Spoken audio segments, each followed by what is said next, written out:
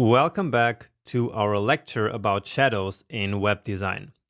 Now, shadows can play an important part in helping users figure out the relationships between parts of our designs, or we can just use them to add interesting visual details. But in any case, let's learn how to use them to our advantage. And let's begin this lecture with some concepts first. And in particular, let's start with a very brief history of shadows in user interface design, because there has been some back and forth in the trends over the last couple of years. So back in the day, around 2010, all interfaces on mobile and on the web looked something like this. We call this skeuomorphic design, and it was full of realistic details and glossy effects, and lots of shadows. Then, after some time, Windows 8 and iOS 7 came along and introduced the idea of flat design, where all of this was completely stripped away. So no more realistic details or glossy effects or shadows. Everything was simply reduced down to the essentials, which is why this design is also called minimal. However, this quite drastic change to flat design might have taken it a bit too far, because it brought with it some usability problems. That's why in the last couple of years, something that I call Flat Design 2.0 has emerged. Now, it's still minimal without the realistic looking details, but it does bring back some shadows and depth to user interfaces. And speaking of depth, that actually brings us to our next point, which is the fact that shadow basically creates, so it simulates, depth in user interfaces. Or in other words, shadows basically allow us to add a third dimension to our designs. And that's the whole reason why we use shadows in UI design in the first place. So the more shadow that we add to a certain element, the further away from the screen or from the user interface that element will seem. And we can see that very nicely in this diagram. So the shadow on the left is very subtle because it's said to be only 2 pixels away from the interface. And keep in mind that shadows are created in the real world by some light shining at an object, and therefore creating a shadow behind it, right? So in user interfaces, shadows also simulate the existence of some imaginary light sources. Now, if the element is only 2 pixels away from the screen, then it makes sense that it cannot cast a large shadow on the rest of the interface, right? And that's why the shadow is very subtle here. I think that is quite intuitive, because this is exactly what we experience also in the real world.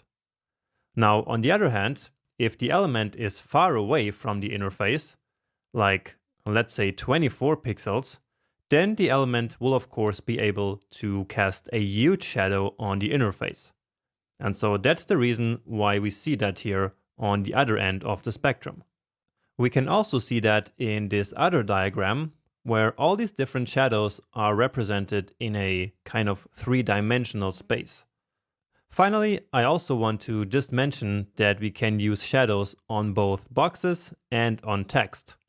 Now, in this lecture, we will focus on shadows on boxes though, which is what we see in these diagrams here.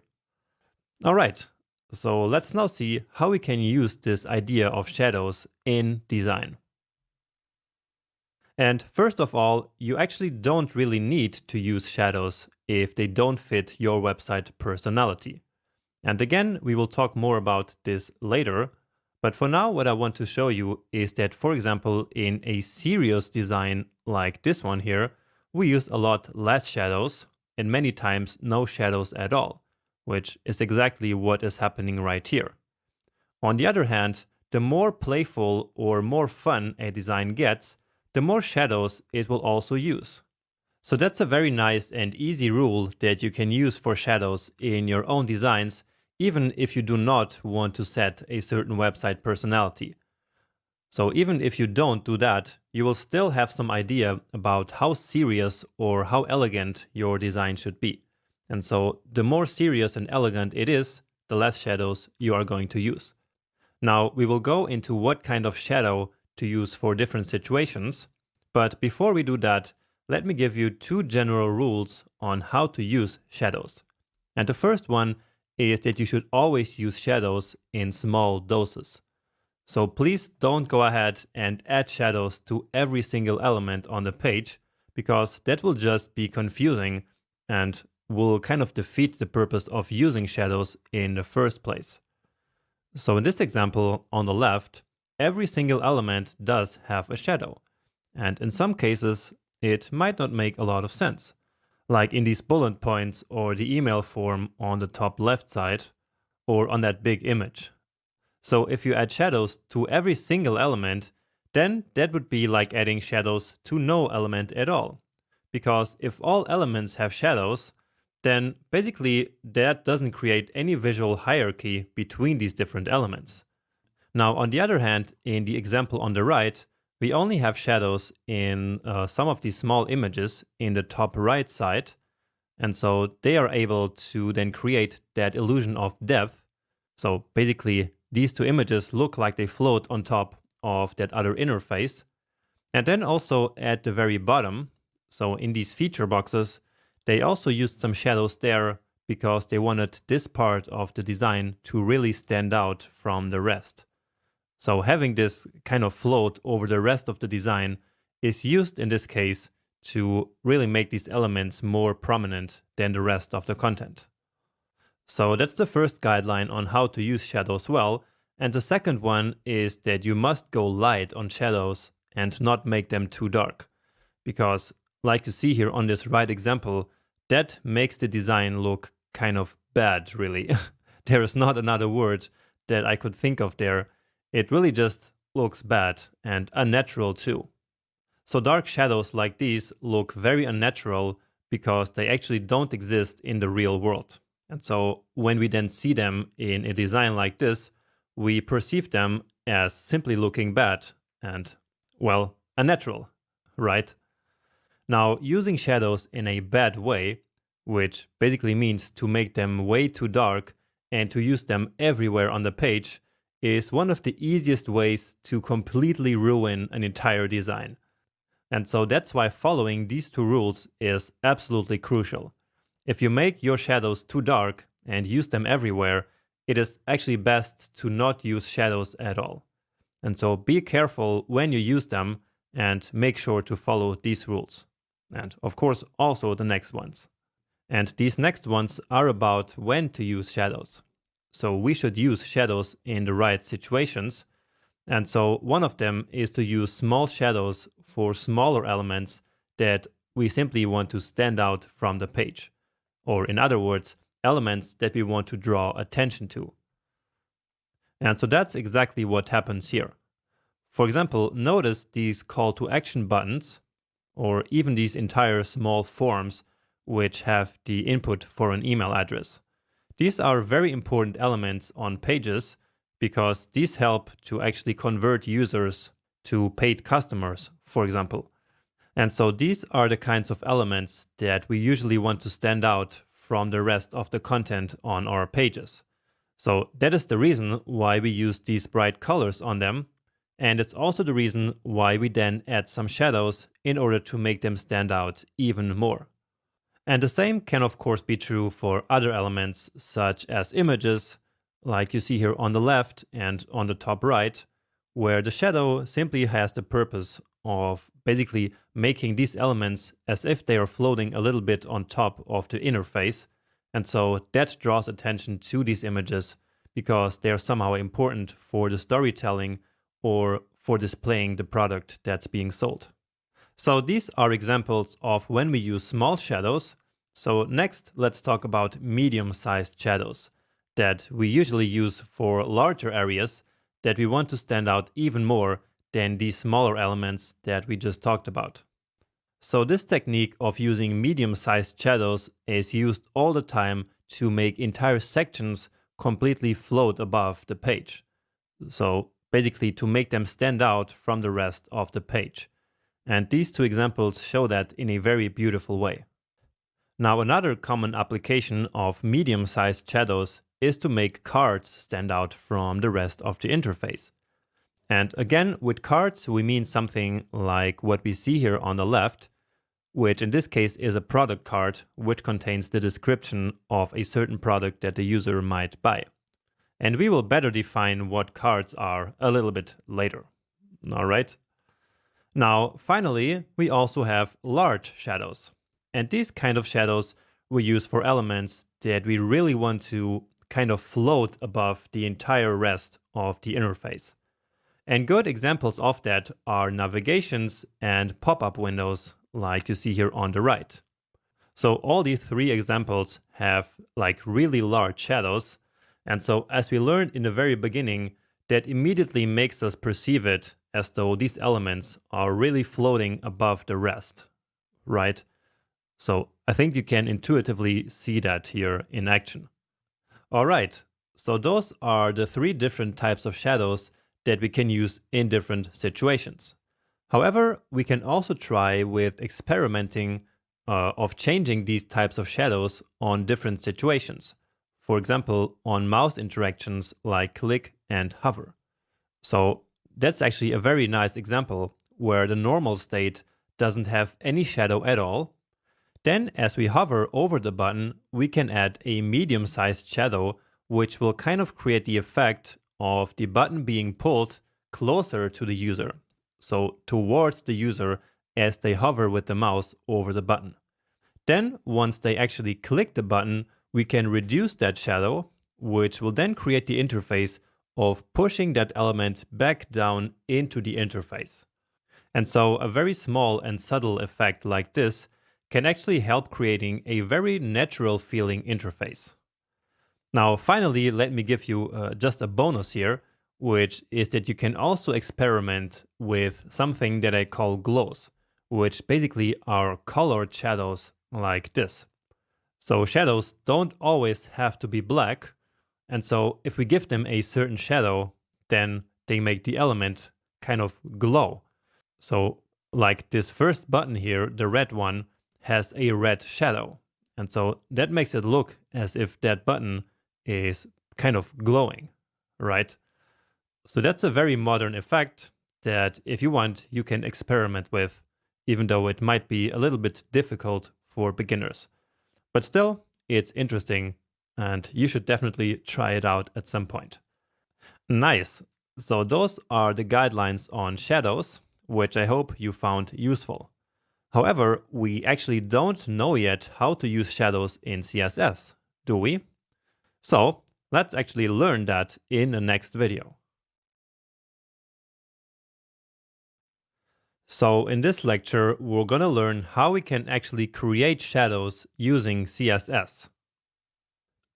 And in order to demonstrate how shadows work in CSS, what we're going to do is to add a shadow to each of these cards here.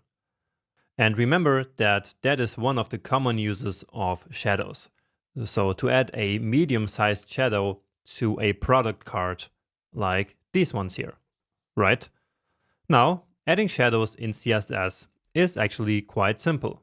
All we need to do is to use the box shadow property. So in order to add shadow to a box, then remember how I said that we can also add shadows to text, but a bit more about that later.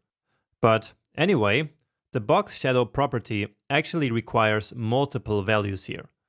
We can specify 4 or 5 values, and the first one is basically the horizontal offset of the shadow. So here in the first value, we can specify a length, which will then be the horizontal offset between the box and the shadow. So let's just try 20 pixels here. Then the second value is the same, but for the vertical direction. So basically the offset of the shadow from the box in this direction here. So let's also use 20 pixels. And for now, I'm just putting any values here. And later I will then explain how we can create small and medium and large shadows by tweaking these values. All right. Next up, the third value is the blur of the shadow. So if we use a small value, it will be almost not blurred. And if we use a very large one, then of course the blur will be huge. So again, I'm using 20 pixels here, and we will then tweak these as we go. Then value number 4 is actually optional, but what it allows us to do is to basically scale the shadow up. So let's use, let's say 10 here. All right, but remember that this one is optional, and if we don't specify it, it will simply be 0. Then the last one is the color of the shadow. And here let's just for now use black, which will look terrible, but this is just to fill it up with some values. So if we give it a save, then, well, we get a huge black and terribly looking shadow. Now, actually, we want this shadow not to be just on this part, but on the entire card. So let's see if there's a class on that, and it is. So the chair class. So here, and yeah, doesn't matter. I think all of them will have the chair class. And what I'm also noticing here is that each of them is actually a figure element. And the figure element, I think I hadn't described before, but basically it's a common element that we use for a product card like this. But we could also have used the article HTML element, such as we used in the coding challenges of the previous section. Remember that? So there we had a shoe, which was also kind of an article like these ones here. And so there we used the article element. So again, we could have used that here as well, but figure is also kind of a standard for displaying any card like these ones.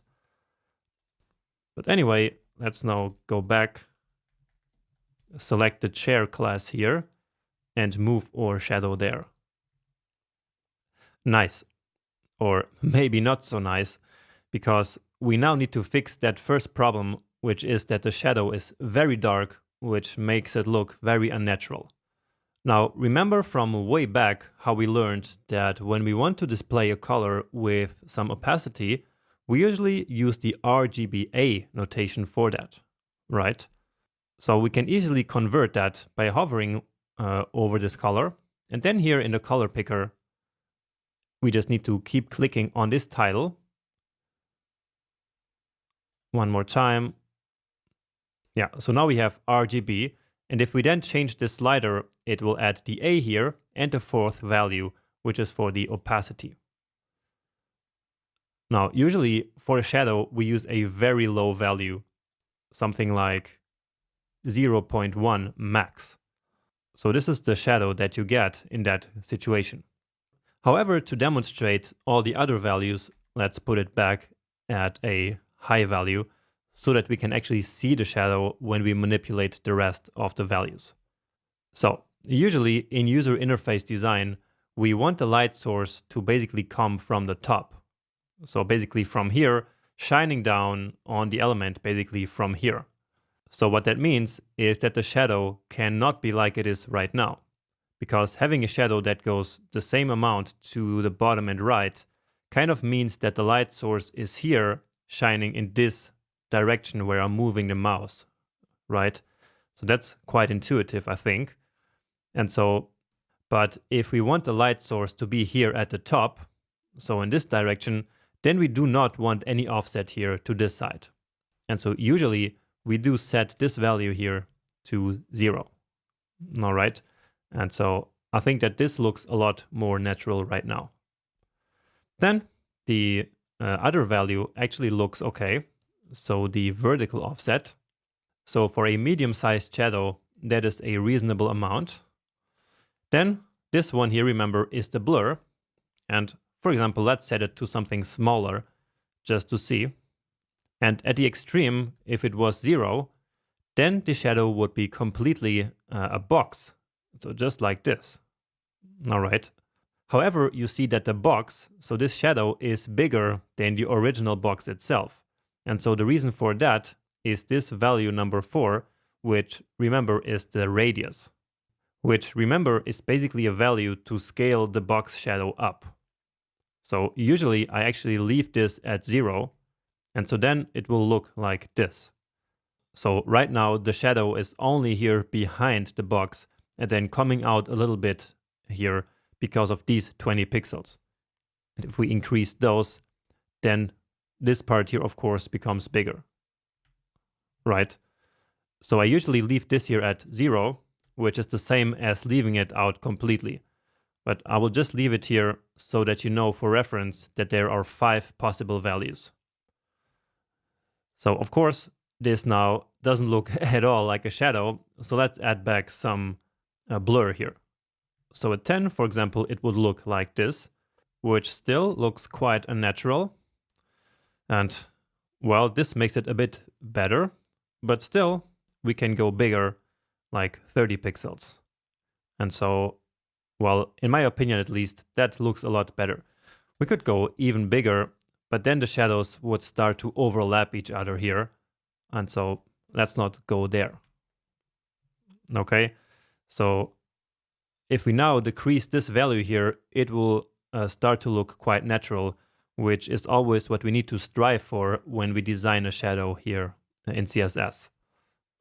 Okay, so this now looks like a nice and clean and especially natural looking shadow.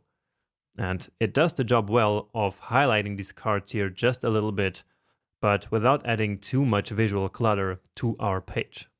And I think we can actually go a little bit lower even. So what happens if we give it 5%?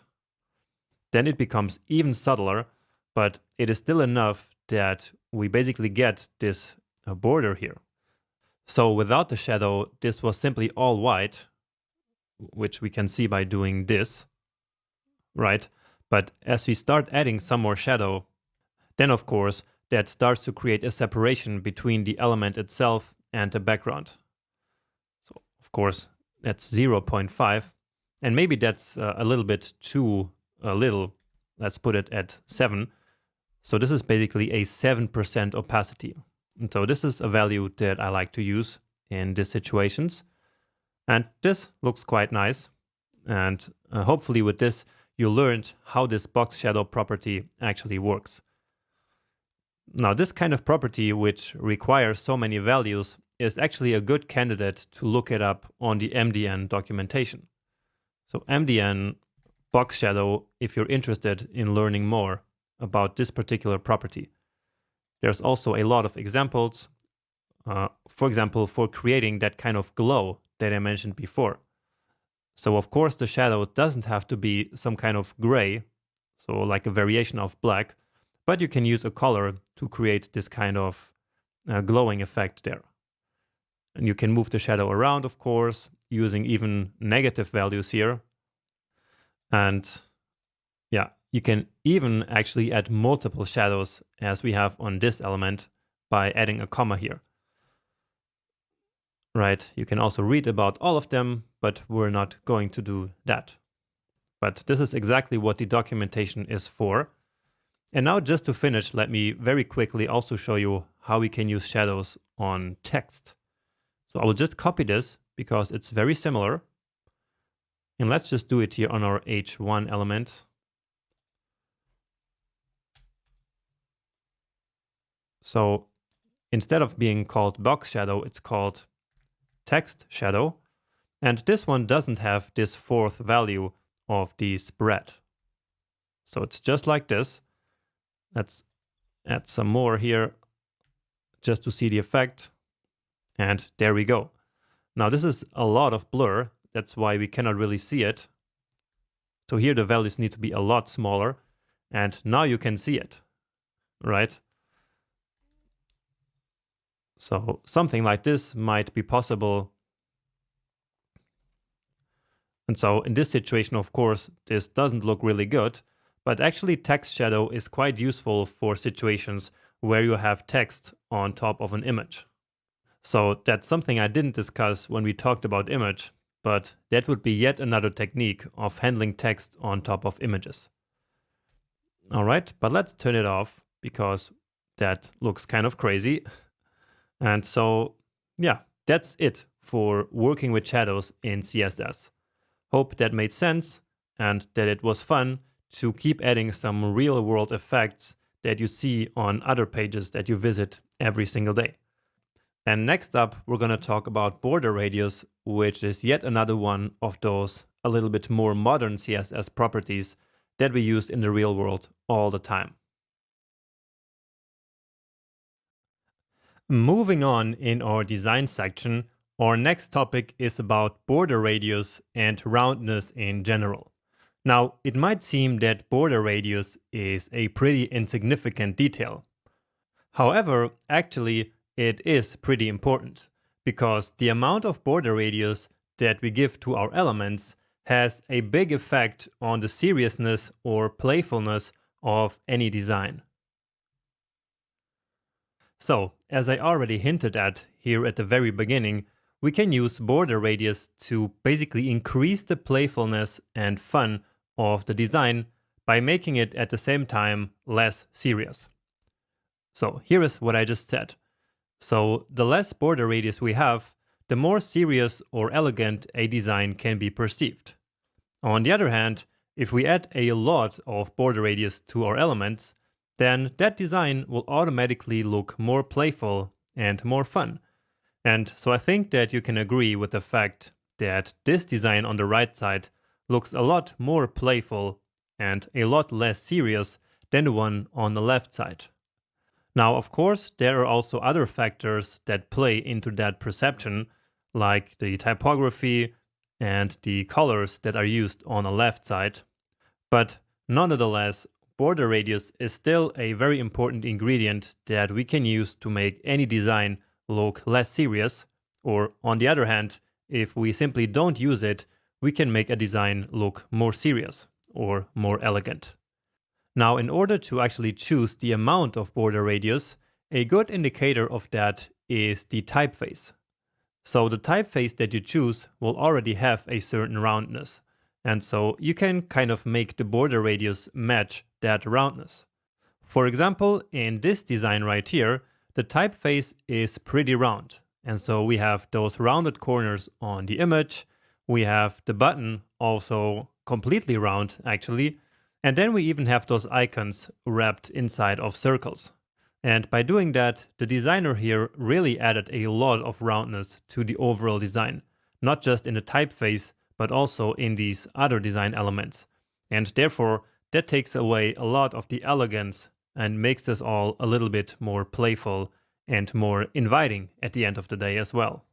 Now, on the other hand, we have this very boxy typeface, which is actually also inter, so the one that we used in our current very small project. And so in this example, the designer added just a tiny bit of border radius to these buttons in order to still add a little bit of playfulness to the design. Now, next up, let's talk about where we can actually use border radius. And the first elements that use border radius the most, I would say, are buttons. And on buttons, we have the option of adding only a small amount of border radius, just enough to kind of take away the hard edges there. Or, on the other hand, we can make the buttons completely round, like these first three here.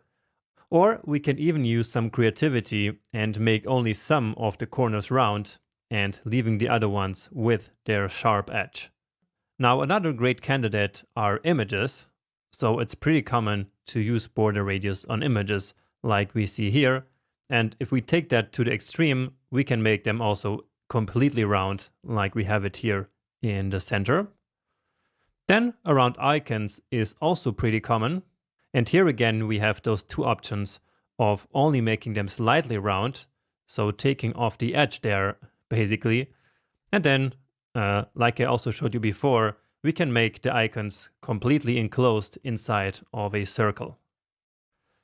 Next, border radius is also used on some sections that we want to stand out, so a little bit like a shadow as well. And finally, also some other kind of random elements can always use some border radius. So here are just a couple of more elements that I found when researching the course that use some border radius in some form or another. And so I hope that these examples can help you to find some inspiration, along of course with all the other ones that I showed you in this lecture. And that's actually already enough for this lecture. So in the next one, we will now learn how to actually apply border radius using CSS. And specifying border radius in CSS is actually extremely easy. And so let's now go do that. So all we need to do is to specify the border radius property on some element. So let's go, for example, to images and apply a border radius to all of them. So I'm actually going to select right here all the images and then border radius. And so here, of course, we need to specify a length. And let's just experiment with different values just so you get a sense for how much border radius corresponds to a certain amount of pixels. Like if we say 2 pixels, then almost nothing is going to change. So you see that here, it is still almost completely squared. Now, if we use like 50 pixels, then that will actually take away a lot of the corner here, right? So that is 50 pixels, but now let's use something more sensitive like 12 pixels. And so this looks a little bit nicer, also because our typeface is actually quite boxy, so quite squared. And so maybe we wouldn't even need any border radius at all in this design, but of course I still want to show it to you. And so yeah, this project is mainly about actually showing you stuff. So this images here has now 12 pixels, and this one, and this one. And so since we're already here, let's now give this entire section here a border radius as well. So we have it here on the image, 12 pixels. And so to make this look nice, we should give this section here the exact same amount of border radius.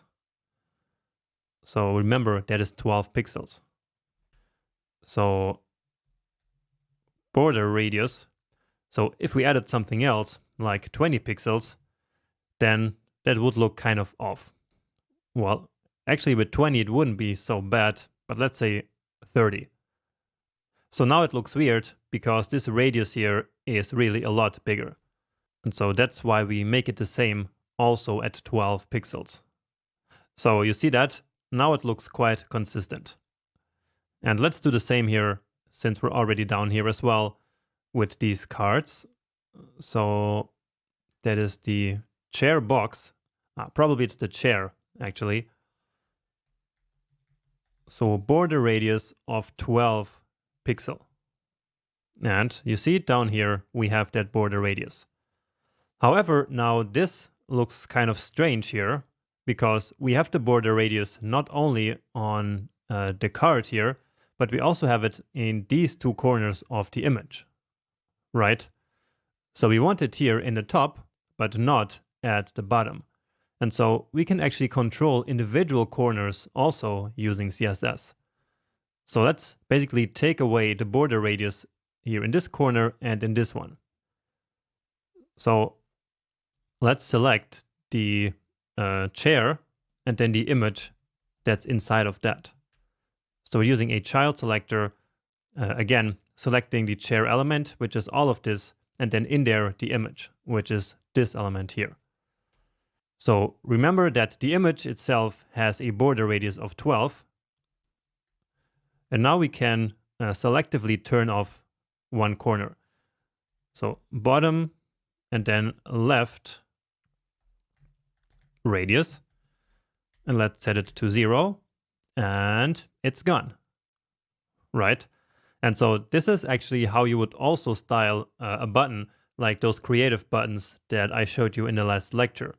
So where one corner looks like this, completely squared, and then the other 3 ones are round.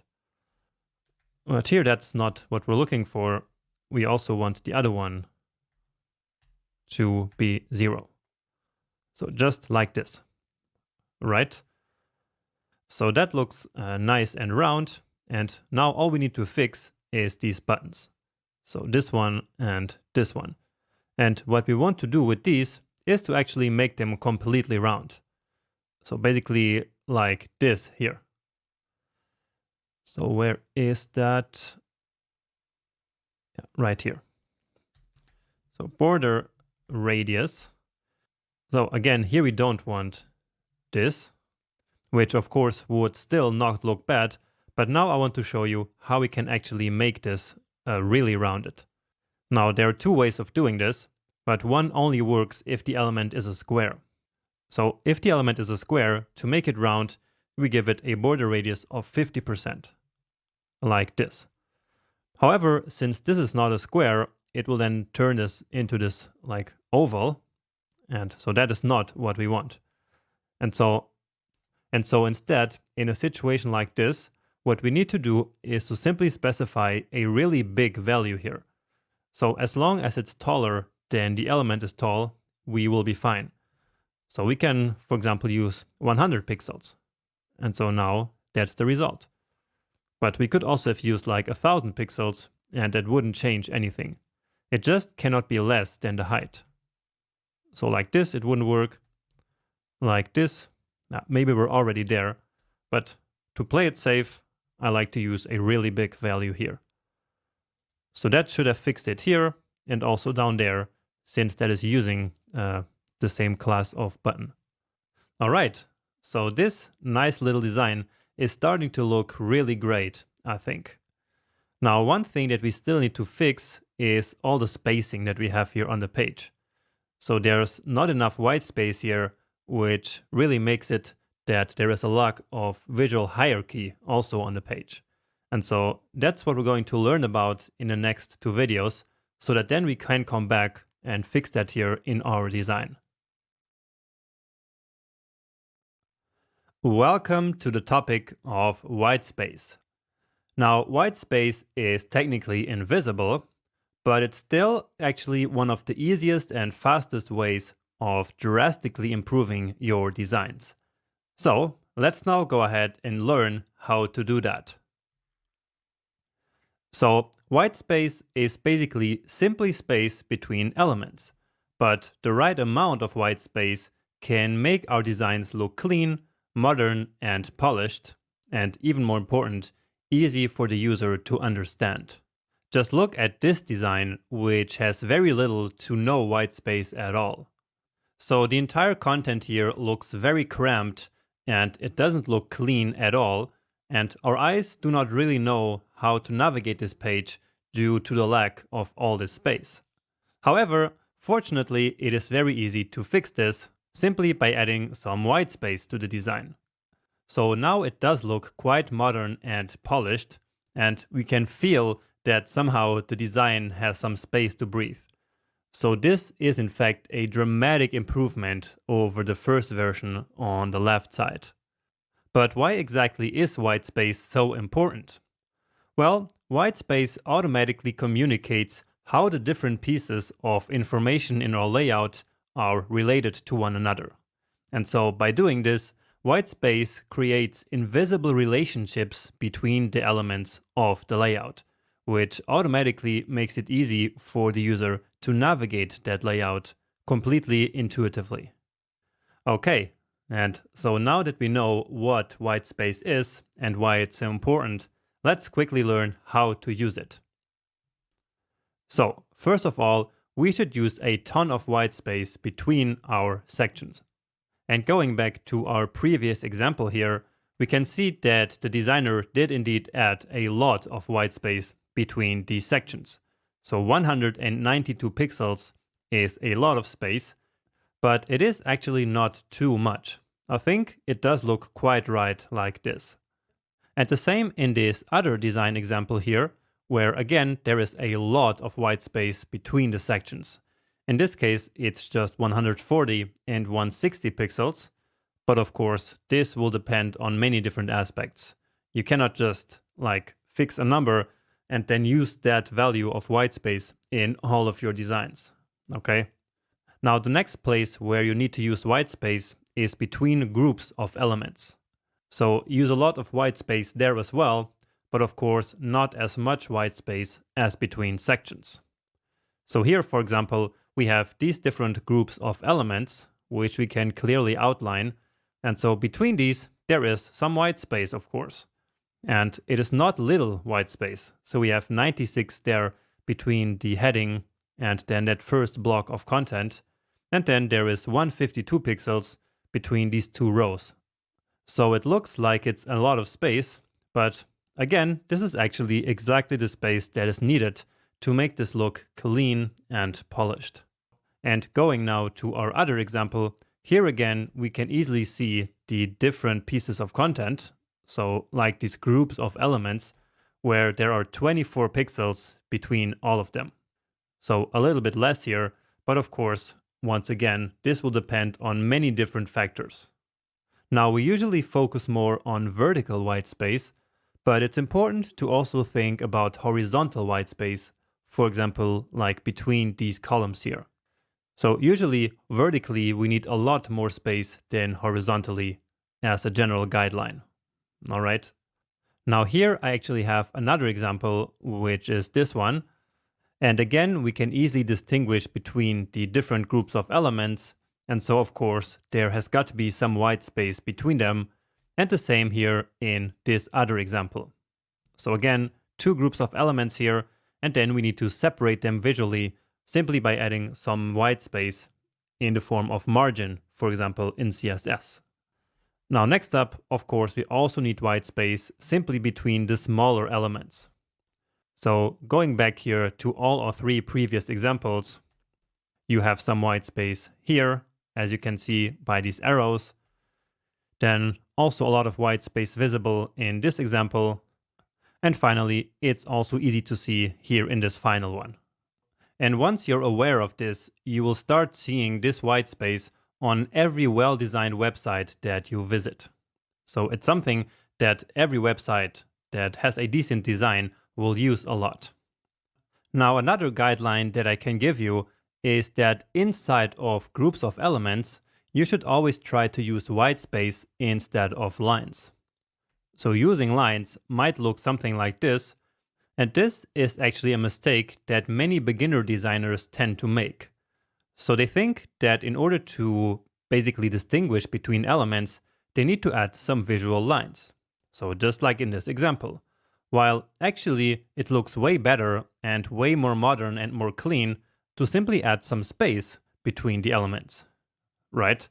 So here you can still clearly see which elements belong together, but all without using these ugly looking lines. And so if you're trying to create a modern looking design, then this is always the way to go. Okay, so now you know where you should actually use white space, but how much should you use? Well, let's find out with some more guidelines here. So basically, elements that belong together should be closer together in our interface, so have less spacing between them, because that will distinguish them from other surrounding elements or groups of elements. And what I just described actually has something like an official name, which is the law of proximity. All right. Now, on the other hand, of course, if elements are not closely related to one another, then they should be further apart, so that a user intuitively perceives that a certain element or groups of elements are unrelated to another group of elements. So again, all of this is the law of proximity, and this should be the guiding principle when you define how much white space you're going to use between elements or groups of elements. So of course there are some examples here, and here we have way too little white space. So this is all packed together very closely, and the relationship between these elements is not really visible. But on the other hand, here it is much better. So the title and the text kind of belong together, and so the spacing between them is a lot less than the space that's between the icon and the title. And so this is the law of proximity in action. Now another example is this form right here, which has some ambiguous spacing. So here on the left side, these text labels are kind of in between two input fields, right? And so like this, the user has a hard time of knowing which input field actually each label belongs to. However, if we remove the white space and place the label close to the input field that it actually belongs to, we can remove that ambiguity and therefore help the user navigate this contact form. And since this is so important, let's check out another example right here. So on the left side, it doesn't really make sense why this Learn More button is so far away from that text that it is actually about. So for some reason, it's closer to those links down there at the bottom. But again, that doesn't make much sense. And so why should that button be closer to that and not be closer to the text that it's actually about? And so fixing that is very simple, like we did here on the right side. So now the Learn More button is closer to what it belongs to. And so like this, it looks more natural and makes it all easier to understand. Now, next up, there is a guideline that many beginners find helpful when designing white space, which is basically to start with too much white space and then from there remove some space until it looks right. And again, of course, by doing that, we need to have the guiding principle of the law of proximity. And we also need to be aware that too much white space looks detached, while having too little white space, of course, makes the design look cramped. So here in this example, we actually tried that. And so we added way too much space. And actually right now, everything looks kind of detached. So this is not good. And so in order to fix that, let's say that we actually removed most of the white space, but then it looked way too cramped. And we can also say that it even looks uninviting to read this text in the first place. So it looks like just a wall of text, which many times users do not like to read. But then after experimenting around a little bit and adding back some of the white space, we may end up with a result like this, which looks just right.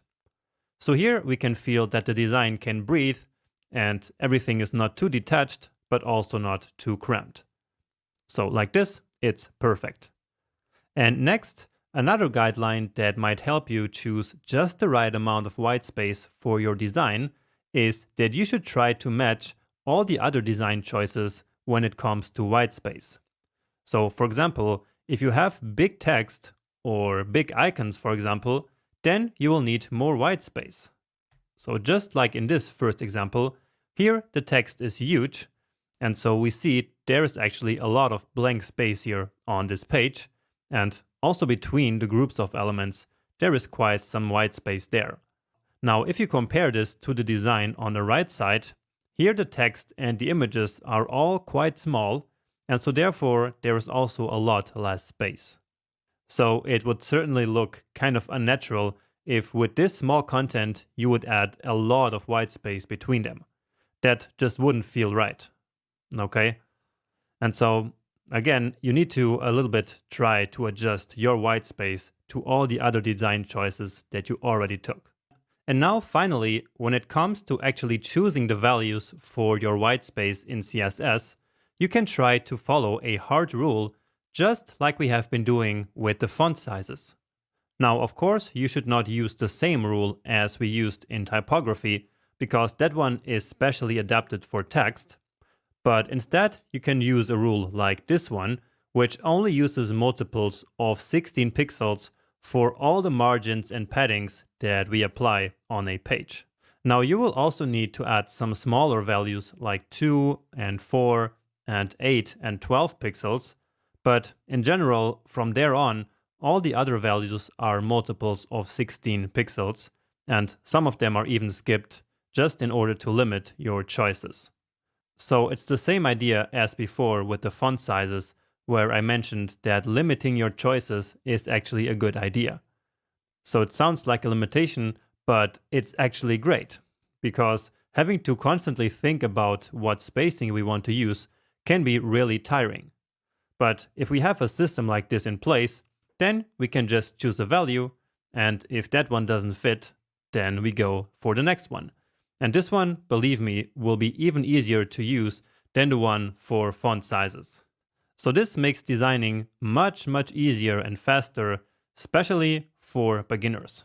And so we will use exactly this rule in our big project, and actually also in the one that we are doing in this section. However, before we go doing that, we will have another lecture in which we're going to talk about visual hierarchy. And so let's move there right now. In this lecture, we bring together many of the things that we have learned so far in this section in order to create something that we call visual hierarchy. So let's see what visual hierarchy is all about.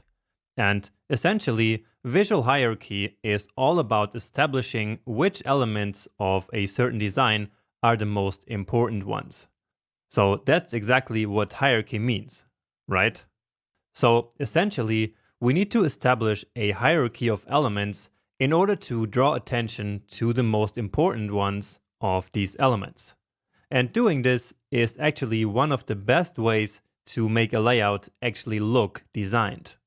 So oftentimes an interface looks way more pleasing simply because the visual hierarchy is very well thought out and conveyed to the user. But before moving on, let's quickly look at an example here. Now, even without having learned anything about visual hierarchy, we can kind of intuitively see that the photos in the top and the booking box draw the most attention on this page, right? And so, again, establishing visual hierarchy is basically giving more prominence to these more important elements. And the reason why it is this way is that the visual hierarchy has been correctly established by a combination of position, colors, shadow, border, and other elements. And so that's why I also said that this lecture is basically going to be a culmination of everything that we have learned before. But anyway, moving on a little bit, visual hierarchy is also about defining a path for our users in order to guide them through the page in an intuitive and kind of automatic way. So imagine that a user enters this page. The attention will probably immediately fall on this big block of images here. Then, after that, the attention will go to this other important element, such as we had highlighted before, right? Then from there, it might go to this button because of the very bright color, and only then the attention of the user might jump here to the center part. So to the top probably of this part, and then here going down a little bit further, reading all this text, and only then in the very end, the attention might jump finally to this very small element that is here at the very bottom and with a small text. So as I had briefly mentioned already, what we do in order to establish a meaningful visual hierarchy is to use a combination of position, size, colors, spacing, borders, and shadows. And so the goal of this lecture is basically to show you how you can do exactly that. So establishing a good visual hierarchy between elements and components. Now, just as another example, imagine that we didn't have borders and shadows in this example. So then it would look like this, and all of a sudden the flow that we had before would be kind of lost. So the user maybe wouldn't really know anymore where to look after scanning the images. However, we do want our user to go to that reserve box. And so that's why this element was before featured so prominently. But anyway, we can even take it one step further by even removing the color from this component. And so now the visual hierarchy is completely lost, and the interface all of a sudden doesn't look so well designed anymore, right? So just 2 or 3 simple changes that we did here, and suddenly the design has a completely different look and feel. But of course, we want to avoid that when creating our own designs. And so let's now go learn how. So starting with the very fundamentals, the first guideline that I have for you is that you should position important elements closer to the top of the page, because that is where they get the most attention. So people usually read a page from top to bottom, and so therefore elements that appear first on a page, so closer to the top, will naturally get more attention. Now, of course, there are many other factors involved in drawing attention, so not just the position related to the top of the page, but in general, attention flows from the top to bottom, so basically just like a river. and that applies to the overall page, but also to individual components. So in this example here, the first thing that the user might maybe notice is that logo there, then the navigation, and then immediately it will go for this main heading here. And so since this is the most important heading, it should be as close as possible to the top of the page. Then from there, attention will of course keep flowing down. And here we also see that we have this really important call to action button. And so your very first call to action button should also be as close as possible to the top of the page. Now, next up, it's important to be aware of the fact that images draw a lot of attention. And so therefore, you need to use them mindfully. So in this small component, the attention will probably immediately fall on the image and only then go here to this heading and then to the button. And so if we really wanted our user to read the text, then maybe we should consider not using the image at all or making a smaller image, because smaller images draw a little bit less attention. Then the next one here is from Instagram, where probably this first profile picture draws the most attention, and then from there it will immediately go down here to these images, and maybe then from there the attention might flow back up to these other information like followers, description, and so on and so forth. Another way to emphasize elements or groups of elements is to use white space strategically. So as we learned before, white space creates separation between elements or groups of elements, and so therefore it is also extremely important in order to correctly define a visual hierarchy. So for example, in these two designs, they have a lot of white space around this most important part of this page.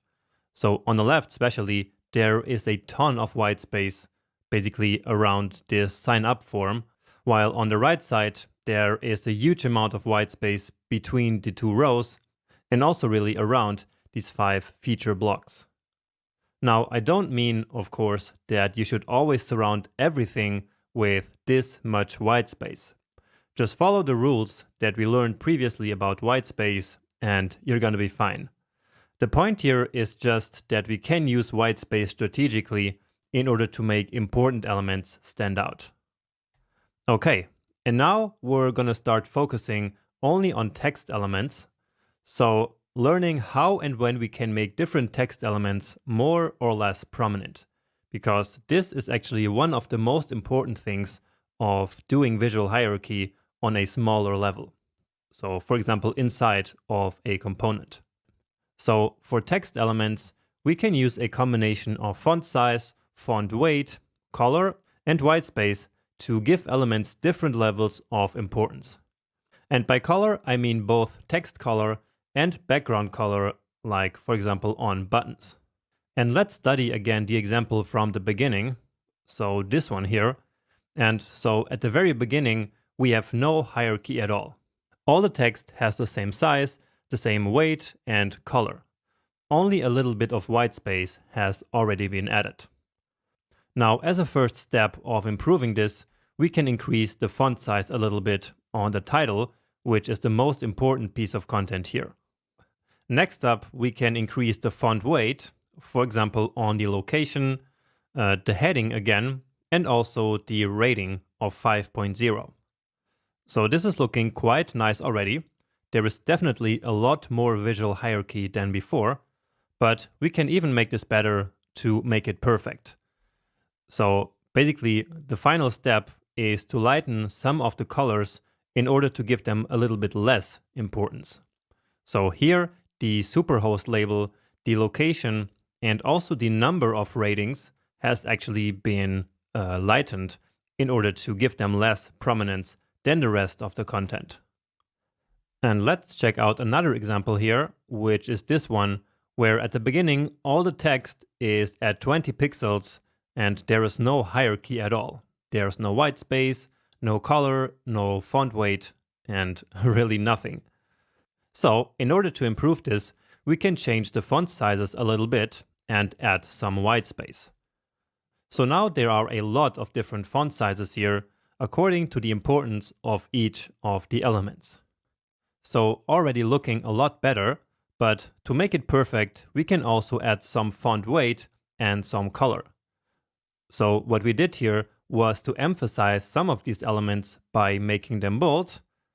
Then we added also some color to emphasize this link. And finally, we once again made some less important text a little bit lighter. And so with this, it becomes de-emphasized, which is a technique that we use all the time to build a nice visual hierarchy like this one. So the content is the same, but compare the left with the right design. It's really all about using these techniques in order to establish a visual hierarchy. Nothing more and nothing less than that. And all of a sudden, it looks really well designed, doesn't it? And since this is so important, let's look at a couple of other examples, but this time analyzing only the flow. So here it's probably again the image who is going to draw the most attention, and only then our eyes are going to move to that headline here, and followed then by this colored button here in the bottom. So this has this eye-catching background color, and therefore it draws a lot more attention than the text that is between the headline and this button. Then we might look at the price and the other pieces of content that are here. Now, of course, these flows will be different for different people, but I'm just describing what I think makes more sense for the average user.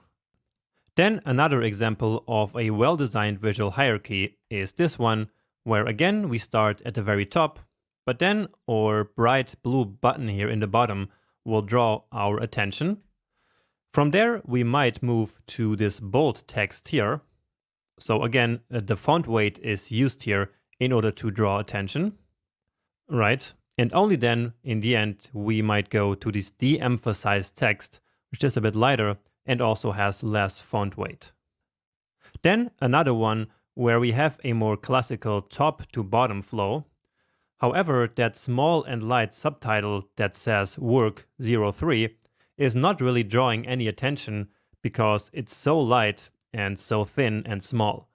So that's why we skipped it, because I think that many users will actually skip that and jump straight into the headline with their attention.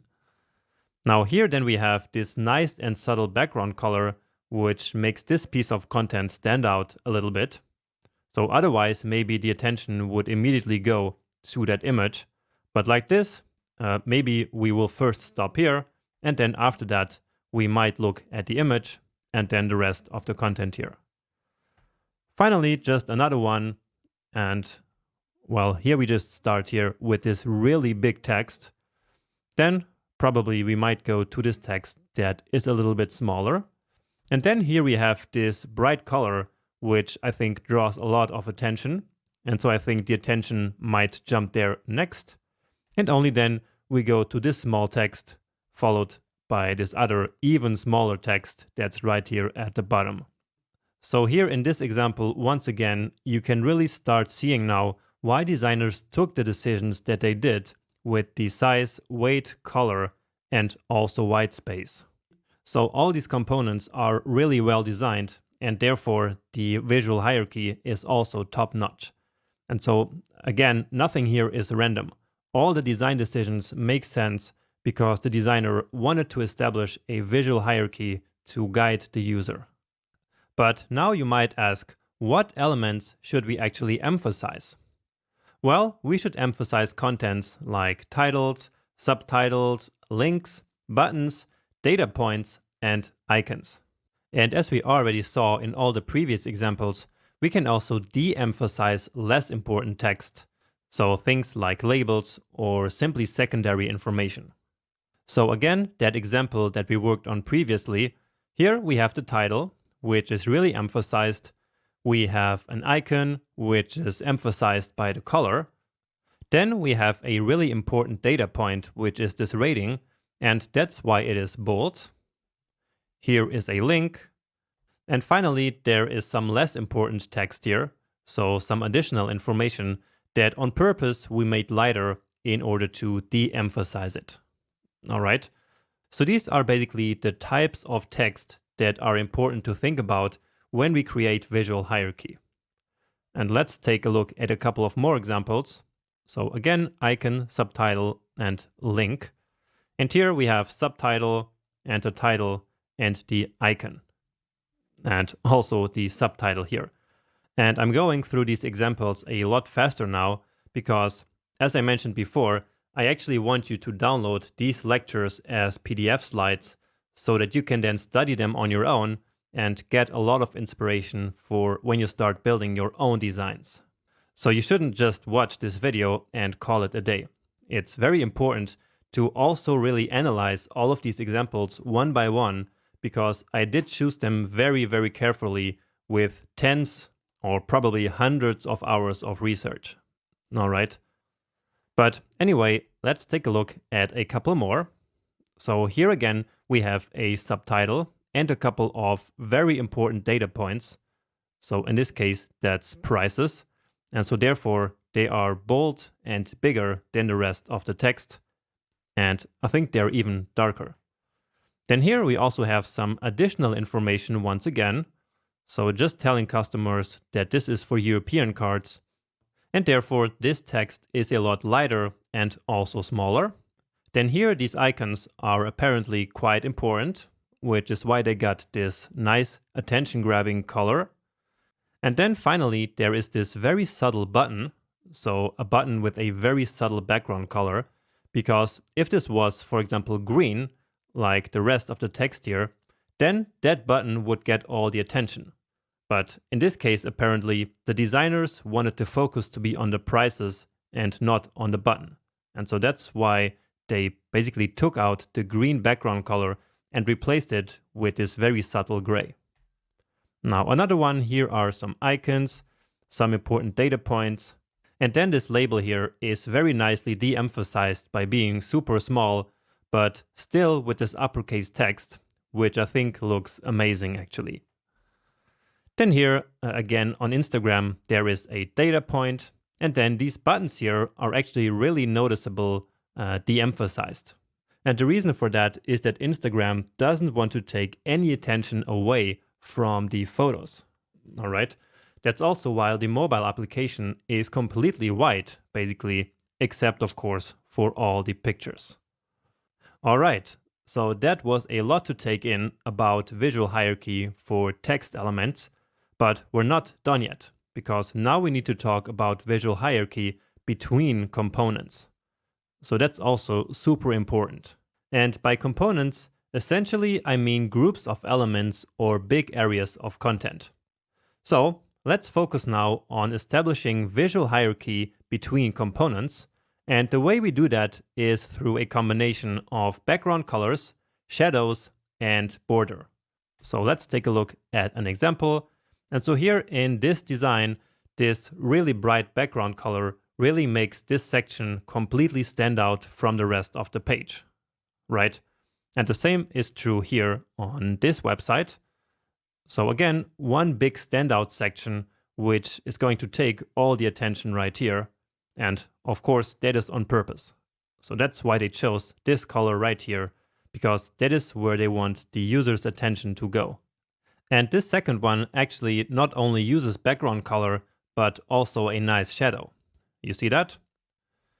Then this one here also uses shadow, and it uses border as well. So border and shadow, but no background color. While this next one uses, once again, exclusively background color to highlight this most important row of this table. Now, another common technique of emphasizing a component A over a component B is by simply de-emphasizing the component B. So let's say right here we have component A and B, and we want to have component A stand out more.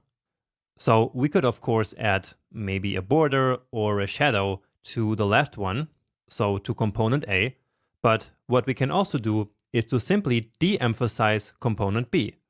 So it lost its background color, and now component A has been made more prominent by simply removing that background color from component B.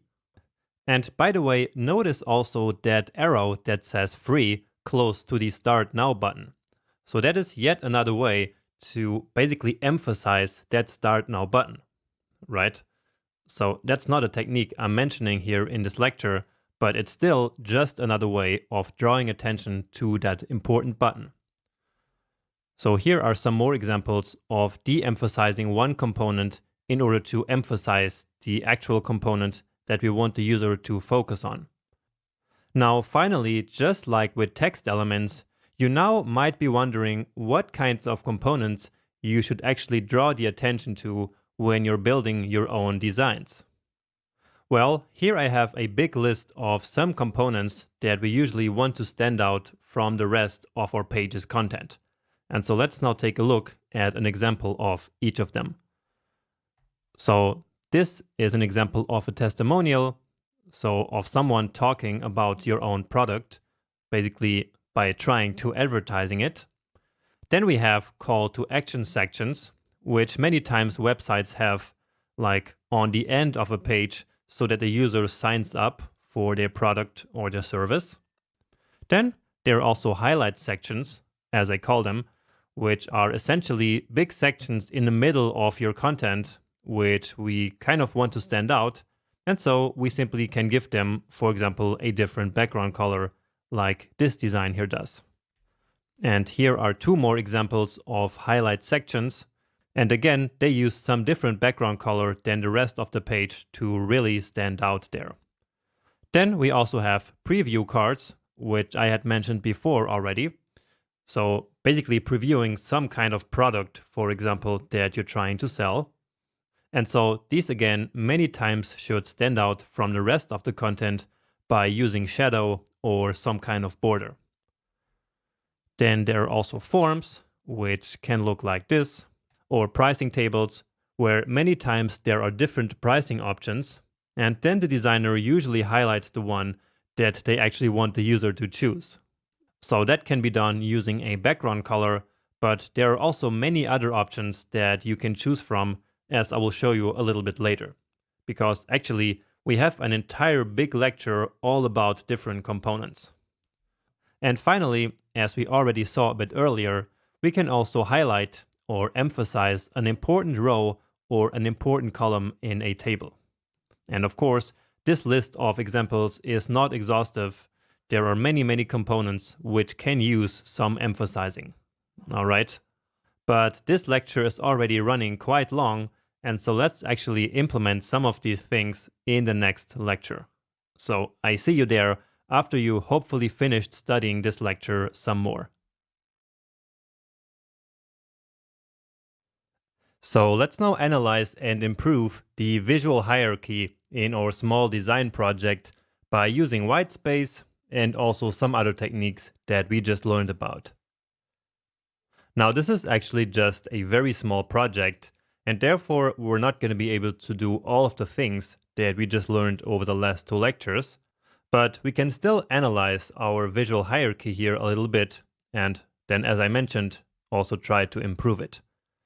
So right now there's already, of course, some hierarchy going on.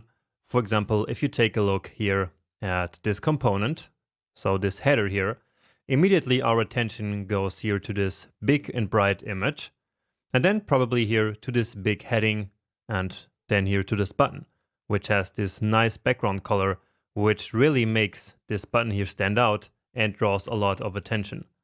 So a lot of the work on visual hierarchy has already been done actually before, simply by applying many of the other rules.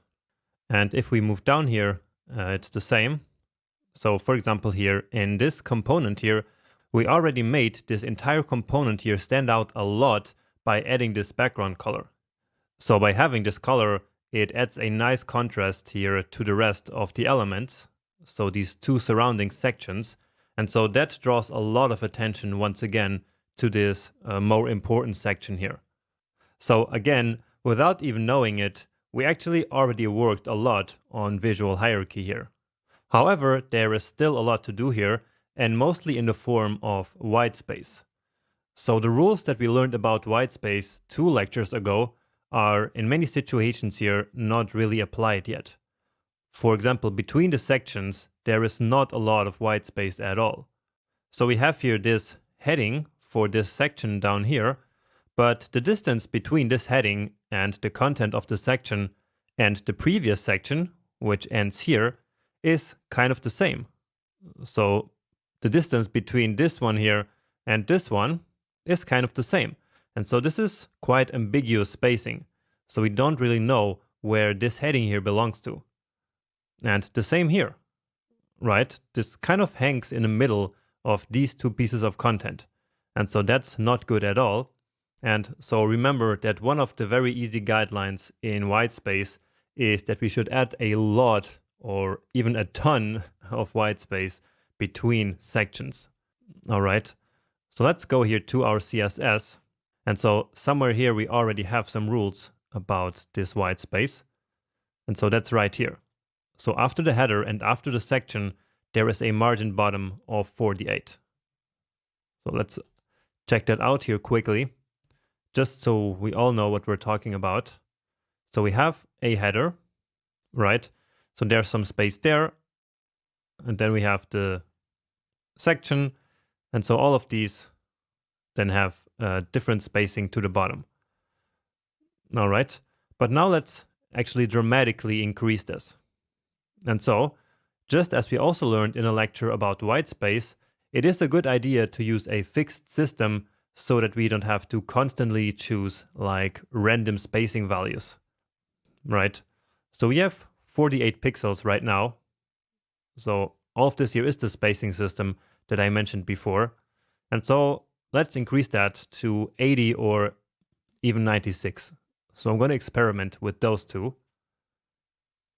So let's say 80 first. Now I need to manually reload this time. And yeah, that looks better already. So here it's really visible that there now is a lot more space here. And now this heading really belongs more to this section.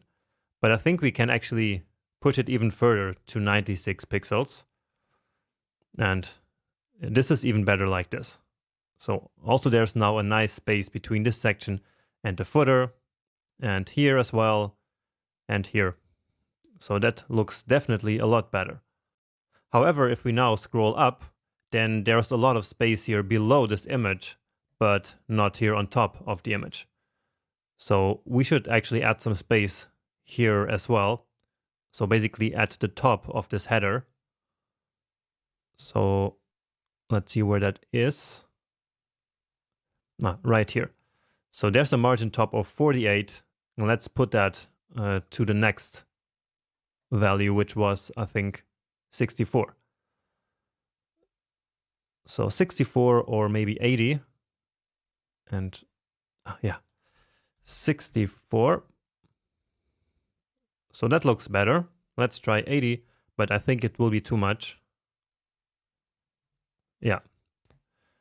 So it looks okay like this because our page is actually quite tall, but usually the browser would be a little bit smaller probably. And then this would look maybe not so nice because it wouldn't be vertically centered. So let's put it back to 64. And I think that looks okay. So that is space between sections, which remember, that's where we want to add a ton of white space. And so now let's take a look at white space between different elements. So here we already also have some white space to establish some hierarchy, because this button here kind of belongs to this block of text, I would say. And so therefore the space here is less than here. However, I think we could add some more space here below this heading to make it stand out even more. So basically if there's more white space around it, then it will stand out more from the rest of the content. So that's 24 right now. And the next one would be 32. So that's probably good. And again, of course, when you code on your own, you'll have the system maybe somewhere else on your screen. And then you don't have to scroll up and down to see these values all the time. So that's even better now. And so let's move on to the next section. And here again, we have some ambiguous spacing. So the space between the icon and the heading, or this text here, is the same as between this heading and this text. And so that doesn't make a lot of sense, because this text here, this heading, belongs more to this text than to this element. So that's the law of proximity there. Remember that? And so what I'm going to do is to add some more space here to these icons. So here it is. It is at 16 right now, and the same for the features title. And so that's why it kind of sits here in the middle. So let's push that up to the next value, which is 24, as I know by heart. And so that is actually a lot nicer simply by adding 8 pixels of space. And moving on, here we have our next section, and here we can also add some more visual hierarchy between these 3 text elements. So actually there's already some hierarchy going on, with the most important part here bigger and bolder, and then the name of these 2 ladies, Mary and Sarah, this text is already smaller than the testimonial itself, right? However, we can also try to make it a little bit darker. And remember actually that technique that I mentioned way back when we talked about colors, where we can make the color of text inside a bright colors block, like this one here, basically adapt to that background color. So what I mean is to basically give this white text here some very, very light green color. And so then the contrast between this bright green here in the background and the white will not be as big, and it will look a little bit more natural. So hopefully you still remember that trick that I mentioned before, but of course you can always go back and check that out. Now, in order to actually get that very light green color, we should go back to open colors where we got that color in the first place. So open color, I don't know if that will be enough, but it is. And anyway, if you didn't find it this way, as always, you can just go to my resources page. But anyway, let's not try out this very first here, so this teal 0, which as you see here is really, really light. So the difference will be very subtle, but these small subtle effects can make all the difference if you want to create a very polished looking design. So that would be in the testimonial text, I think. Let's see. Yeah, so that's the one. So let's give it a color that we just copied. And now take a close look here at that text. And, well, it does look almost the same as before, but if you compare it with this one here, then you can notice a subtle difference. And that's going to become even more important because now we will choose another green color for this one here and a darker one. And so then that will create some contrast between these 2 elements and establish a nice visual hierarchy right there. So we need to select this here, testimonial author. We don't have that yet. Can actually double click here and copy that from here.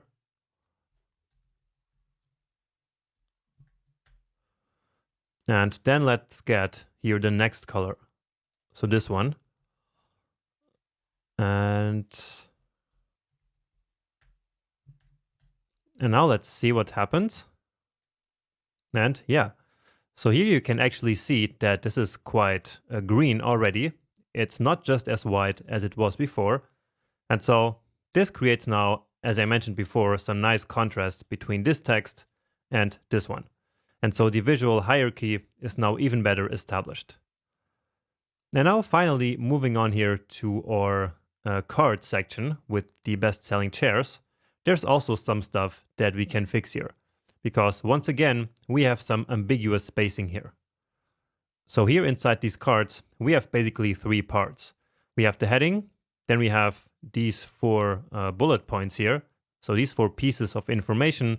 And then down here, we have like the rest of the card, which is the price and this button. Now, right now, the space here between all of this is basically all the same. So if you take a look, then the space here between these 2 pieces of information and this section here in the end is exactly the same. And even here, it looks very similar. And so that doesn't make a lot of sense in terms of visual hierarchy. So we want this block, so this list here basically, to be a bit more separate from the rest of the two pieces of content. So this one and this one. And so probably we should decrease the spacing here a little bit. All right. And actually, before we do that, we should add some more padding as well, because the space here inside of this card is really quite small.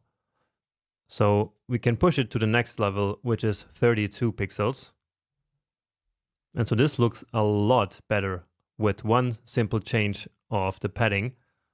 And so now let's decrease that spacing here between these list items, as I was mentioning. So there's 24 pixels right now. So let's take that down to 16, right? And so before they looked a little bit detached too, but now, to my eye at least, they look a little bit more related to one another. And now finally, let's also add some more space here between this list and this part down here. So let's see what we're actually looking for here. So it's the chair details and the chair price. So let's go to the chair details and change that here a lot. So here we can maybe push it even to 48 pixels. So yeah, that looks a lot better once again. But not only does it look better, but it also works better. So the design like this makes a lot more sense because the visual hierarchy is now better established. And so it's now easier for the user to figure out what they can do here in this card. Now, there's some alignment problem here that I just noticed. So this chair price here uses Flexbox, but we do not vertically align these, right? So let's quickly do that in the chair price. So let's align items, remember. Set that to center. Nice. So that's fixed now. And I think with this, we are actually done. So if we take a look at our final product, which at this point is actually finished. So we applied all the design rules to this project right now. And so I think that it is a whole lot of difference between what we had in the beginning and what we had now. And all we did was to add a couple of lines of CSS and followed a couple of design guidelines that I have been showing you throughout this section. And once more, I want to emphasize just how big of a difference all these small changes together can make. So each of these individual adjustments that we did over time here maybe might have seemed a little bit unnecessary or too much, but if we add everything together, then all these small details make all of the difference. And so we end up with a nice design that makes sense and is easy to use. So hopefully you can take that as one of the main takeaways from this section as you start creating your own designs. But anyway, this project here is now finished, but there's actually still some more things to learn in this web design section. And so let's go now to the next lecture, which is all about user experience. Welcome back to our next lecture. And in this one, I want to give you a quick introduction to the field of user experience design, or UX design for short. And I say introduction because UX design is actually a huge field, with many designers actually being specialized UX designers. And so in this lecture, we will really just scratch the surface of UX design. But still, I believe that all web designers should at least have some idea of what UX is actually all about, why it's important, and of course also how we can improve the user experience of our interfaces. And to start, let's try to understand what user experience actually means. And to do that, we can use a very popular quote by Steve Jobs, which is, "Design is not just what it looks and feels like, but design is how it works." So here, the what it looks and feels like is basically what the user interface is all about. So the user interface is basically the visual presentation of any digital product. And so therefore, it's all about the layout of the design, as well as the typography, colors, icons, and other design elements that we use. And in the end, it's also about the overall personality. So kind of a feel and a vibe that we give to our design. So that is what the part of looks like and feels like is all about. It's about the user interface. But then Steve Jobs actually said that design is how it works. And so that how it works is what refers to the user experience. So in a nutshell, user experience is simply the experience that a user has while they interact with a product. And so when we think about and design the user experience of a product, we ask questions like, does the application feel logical and well thought out? Or does the navigation of this app work intuitively? Or even questions like, are users actually reaching the goals that they wanted to achieve by using this product? And of course, that again only really scratches the surface. There is a lot more to do when we think about and when we design the UX. And speaking about design, let's now talk a little bit more about user interface and user experience design. So, as designers, we can of course design both the user interface and the user experience. So, if UI means the user interface, then UI design is essentially what makes an interface beautiful. And in the same vein, if UX is the user experience, then UX design is what makes an interface useful and functional. That makes sense, right? And so this is what this lecture is all about. It's about learning some rules to design interfaces that are easy for your users to use. Now, there is this strange analogy of UI versus UX, where the UI is supposed to be this glass ketchup bottle, which is aesthetically pleasing, but doesn't really work in many situations. On the other hand, UX is supposed to be represented by the newer plastic bottle that is easy to squeeze. So the one that is easier to use. However, if we actually think about this analogy doesn't make a lot of sense. Because in reality, both of these bottles can actually be called a user interface, because they're both interfaces for the user to get some ketchup, right?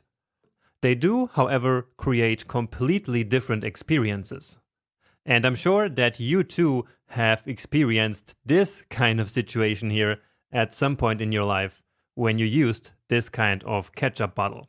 And also, you might have felt how easy it is to just squeeze the plastic bottle. So, again, both are actually a kind of user interfaces, but they do create completely different experiences.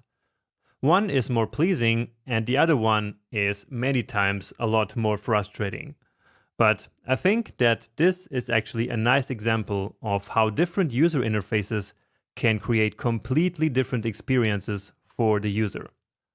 But anyway, comparing UI design and UX design like this, so by comparing these two bottles and saying that one is UI and the other one is UX, doesn't make a lot of sense anyway, because UI design is actually already a big part of UX design.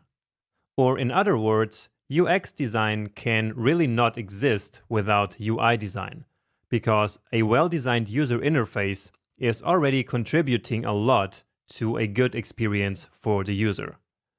And in fact, many of the things that we have talked about in earlier lectures are actually also part of creating a good user experience. So again, it's not just about visual design, but really creating an experience which has both the user interface in mind and the experience for the user. And so here again, you can see that UX and UI are really deeply intertwined. And so it's actually quite hard to separate these two topics completely. Now, when we think about and design the user experience of a product, it's always all about goals. So a website or an application exists for a certain reason. So a user has a certain goal for visiting a page, and a business has a certain goal for creating that page in the first place. Because if neither the user or the business would have a certain goal, then there wouldn't be the need for that page to actually exist in the first place, right? And usually the goal of the user is to simply use a certain product, to find some information, or to buy some product. While many times the goal of the business is to sell something, no matter if it's an actual product or simply selling advertisements. And this is extremely important because basically all that UX design is for is to align the user's goals with the business goals. Or in other words, the goal of UX design is to fulfill both the goals of the user and the business. So as an example, let's say that the goal of a certain user is to design websites faster, and the goal of some other business is to sell design kits for design tools such as Sketch or Figma. And so here, good user experience design will design a product that makes it really easy to both the user and the business to fulfill their goals. So in this case, to create a transaction between the business selling some design kits so that the user can design their websites faster. Now, one extremely common example that you will see all the time is to highlight one option in a pricing table like this. And the designer does that because it makes it easier for the user to decide which is the best option to choose. And on the other hand, it helps the business maximize their revenue, because usually the option that is highlighted is the most expensive one, or also the one that they know will sell the best and make them the most money. So again, here the user has the goal of quickly deciding which is the best option, while the business, of course, has the goal of maximizing revenue. And so here the user's goals seem to be aligned with the business goals. So this, I would say, is good UX design. And finally, another UX example that many companies use to maximize revenue is to use a pop-up form in order to capture users' email addresses. Now, this does help the business's goal, but in many cases, it actually makes for a really bad and annoying user experience. And it many times also doesn't help the user reach his goal. And so in this case, the goals are very clearly not aligned. Now, this doesn't mean that you can never use pop-ups, but you have to be aware that it's actually not good UX design. And like this, there are, of course, countless other examples of bad UX design, such as hiding a button to cancel a subscription on some page that is almost impossible to find. But anyway, I think this is enough theory on UX and UX design, and so let's now go over some practical UX guidelines that had no real place in previous lectures. And the very first one is that you should not create overcomplicated layouts. So there is no need to reinvent the wheel like this, for example. Instead, you should use patterns that users are already familiar with instead of trying to be original. So there's absolutely no need to be original because creativity is quite overrated in web design. Now, creativity might be important for the top 1% websites, or if you want to win some award, but the everyday designer like you and me should simply use patterns that are used on most of the websites out there. So there's absolutely nothing wrong with using well-established patterns, because remember, a website exists because users want to reach a goal. And so if a page looks familiar, it will help the user navigate the page faster, and therefore they will reach their goal faster as well. Now, as a result of this, many websites do look the same, or quite the same, but again, there's actually not really anything wrong with that. So familiarity with your layout is way more important than being original. Okay, never forget that. Next up, always make your call to action, which is usually a button, the most prominent element on the screen. Here, for example, the reserve button is quite difficult to find, and so this will create a frustrating experience for your user. On the other hand, here of course, it is pretty clear how you can reserve a booking. So all you have to do is to click this button. It is really clear because the button really stands out. It's really prominent. And so that's basically also what we learned in the lecture about visual hierarchy, right? Also, make sure that the button describes exactly what will happen when the user clicks it, because this will, once again, make sure that your users can reach the goal faster and more easily. Now, the next rule is a very simple one, which is that you should use blue text and underline text only for links. So that's super important because users are so used to the pattern that links are blue or underlined like this, that you will really confuse them if you ever use underlined or blue text anywhere that is not a link.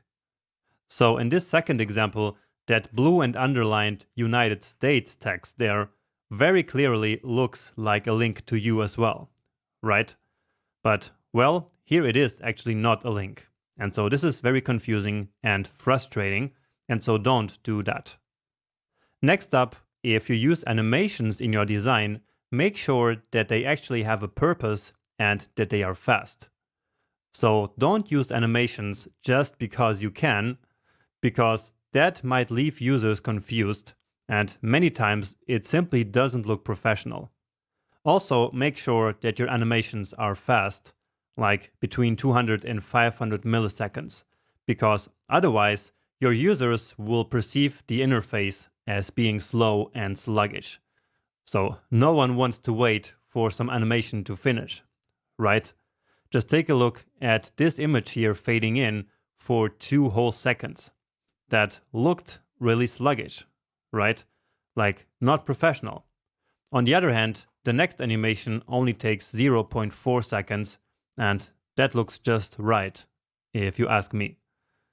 So follow this rule whenever you do want to place animations in your design. Next up, when you design a form, it should be very easy to scan. And so in order to do that, you should align your labels and fields in one single vertical line, just in this example here. And another one about forms is that you should always offer good feedback for all the actions.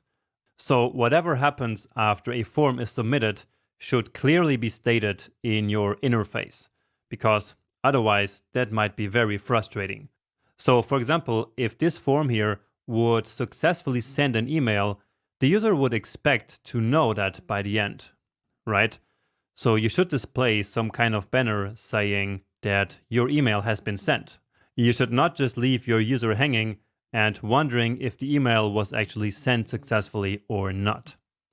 And the final rule for usability of your interface is more about web applications, which is the law of locality. And what the law of locality says is that basically whenever you have a button for a certain action in your user interface, you should place that button wherever that will actually create an effect. So in this example here, which is a simple to-do list, a new task will be added to the end of this list. And so therefore, that is where the Add Task button is actually located. So this is what good UX for an action in a web application looks like, while bad UX design would be something like this. So having a button in a completely random place, which would then create an effect that is completely detached from the button's location. Now, of course, this doesn't really apply to the typical call to action buttons that we have on something like marketing websites, but I still find it important to mention these rules here anyway. Now, if you want to know even more like these, then please just let me know in the Q&A area of this video. But now we're actually quickly going to move on to some UX rules for the actual content of a website. And that's super important because the actual content is yet another area that really influences the way that users use your website. And so therefore, we really need a couple of rules for creating content that creates a good user experience. And first of all, what you should do is to write a very descriptive headline on your main page, which focuses on the keywords that best describe what your business actually does. So as always, here are a couple of examples of that. And if you read through these headlines, you will see that they actually really tell you what the business is all about, all in one sentence. Now, many websites are actually way too vague or even too fancy here. And so please don't do anything like this. So for example, if you just read the headline of this website, which says, "Join the solar energy revolution," well, what would that business really be about? So again, the main headline of the website should really convey what the business does or what the website is all about. Because once more, this will help your users reach their goal faster. Because how can they reach their goal if they are not even sure what the website is all about or what the business even does? Now, when you're actually deciding about the content of your website, make sure to only include relevant information and also to present it in an efficient way. So cut out all the fluff that you don't really need, like irrelevant images, text, illustrations, buttons, and so on and so forth. So everything that makes it onto the page should have a very clear purpose. And these two websites here actually do that really well. So you can pause the video and check them out if you'd like. Now, the reason why this is so important is that every time that we add an additional piece of content to the page, it will compete with all the other information that might be actually more relevant. And so in order to help your user understand what the product or the service is all about, make the content 100% clear and relevant. Now, this doesn't mean that your website needs to be like super minimal and completely stripped down to the bare essentials. But just make sure that you don't include any fluff content that doesn't really add to the overall message that you're trying to convey. And following the same line, you should also use simple words for the actual text. Everyone prefers to read text that is simple, so avoid complicated and smart-sounding words, and even more importantly, avoid technical jargon that might be relevant in your particular industry, but that your users might not even know about. So some people think that doing this makes them sound smart or knowledgeable in their field, but really what it does is to confuse your users, and you don't want that. And now, finally, because I know that you're probably tired of listening to me, so the last one is that if you have a long text, then make sure to break up that long wall of text using subheadings, images, block quotes, bullet points, and other things like that. And doing this is important because it will make the text actually look more interesting to read. If the user sees just one big wall of text, you can be pretty sure that they are going to just skip it. But if you do something like you see here on the right side, then that looks way more interesting. And so I believe that there will be a way higher user retention on this content. Okay, and that's actually it for this lecture.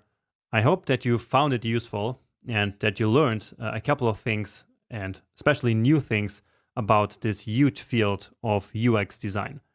Again, we really just scratched the surface here, but this should be enough for a new aspiring web designer like you.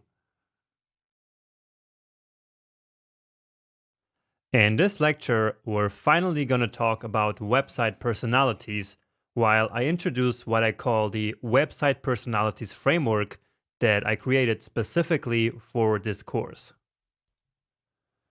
So remember how I explained right in the first lecture of this section how I took hundreds, if not thousands, of well-designed websites and deconstructed them and distilled them into countless web design rules, which are the ones that we just learned throughout all this section. Now, what I also did was to distill all these websites that I analyzed into 7 different website personalities. And this will help you a lot when you will have to take your own design decisions in the future, because the web design rules that we learned before will have to be applied according to the personality that you chose for your design. And so, therefore, once you have a personality chosen, your design choices are going to be a lot more limited, which will actually make it a lot easier for you to create a consistent and good-looking design on your own. So, let's now see how the process of choosing the personality actually works. But first of all, what is a website personality? Well, in this framework that I created, a website personality is basically like a general feeling or a vibe that we want the website to transmit to our users. And it's also a feeling that we want to invoke in our users. So, for example, if we choose the serious personality, we want the user to feel luxury or sophistication or the sense of a premium product. So, when it comes to choosing the right personality for your design, think about what I just mentioned. So, think about how do you want your website to appear to your users? What vibe do you want to transmit? Then, based on that, you look at the list of personalities and choose the one that best fits the vibe that you want to convey. Or, if that's easier for you, you can of course also directly choose one of the 7 personalities directly from this list.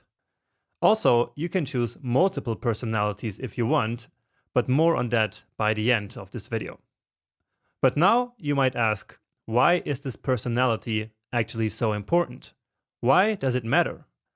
Well, the answer is that it will make web design like 10 times easier for you. Because once you have a personality selected, your design options for each of the design ingredients becomes really limited. Because just like personalities in people have different traits, each of these website personalities also have different traits as well. For example, the serious and elegant personality doesn't use shadows and doesn't use border radius, while the startup and upbeat personality uses these all the time.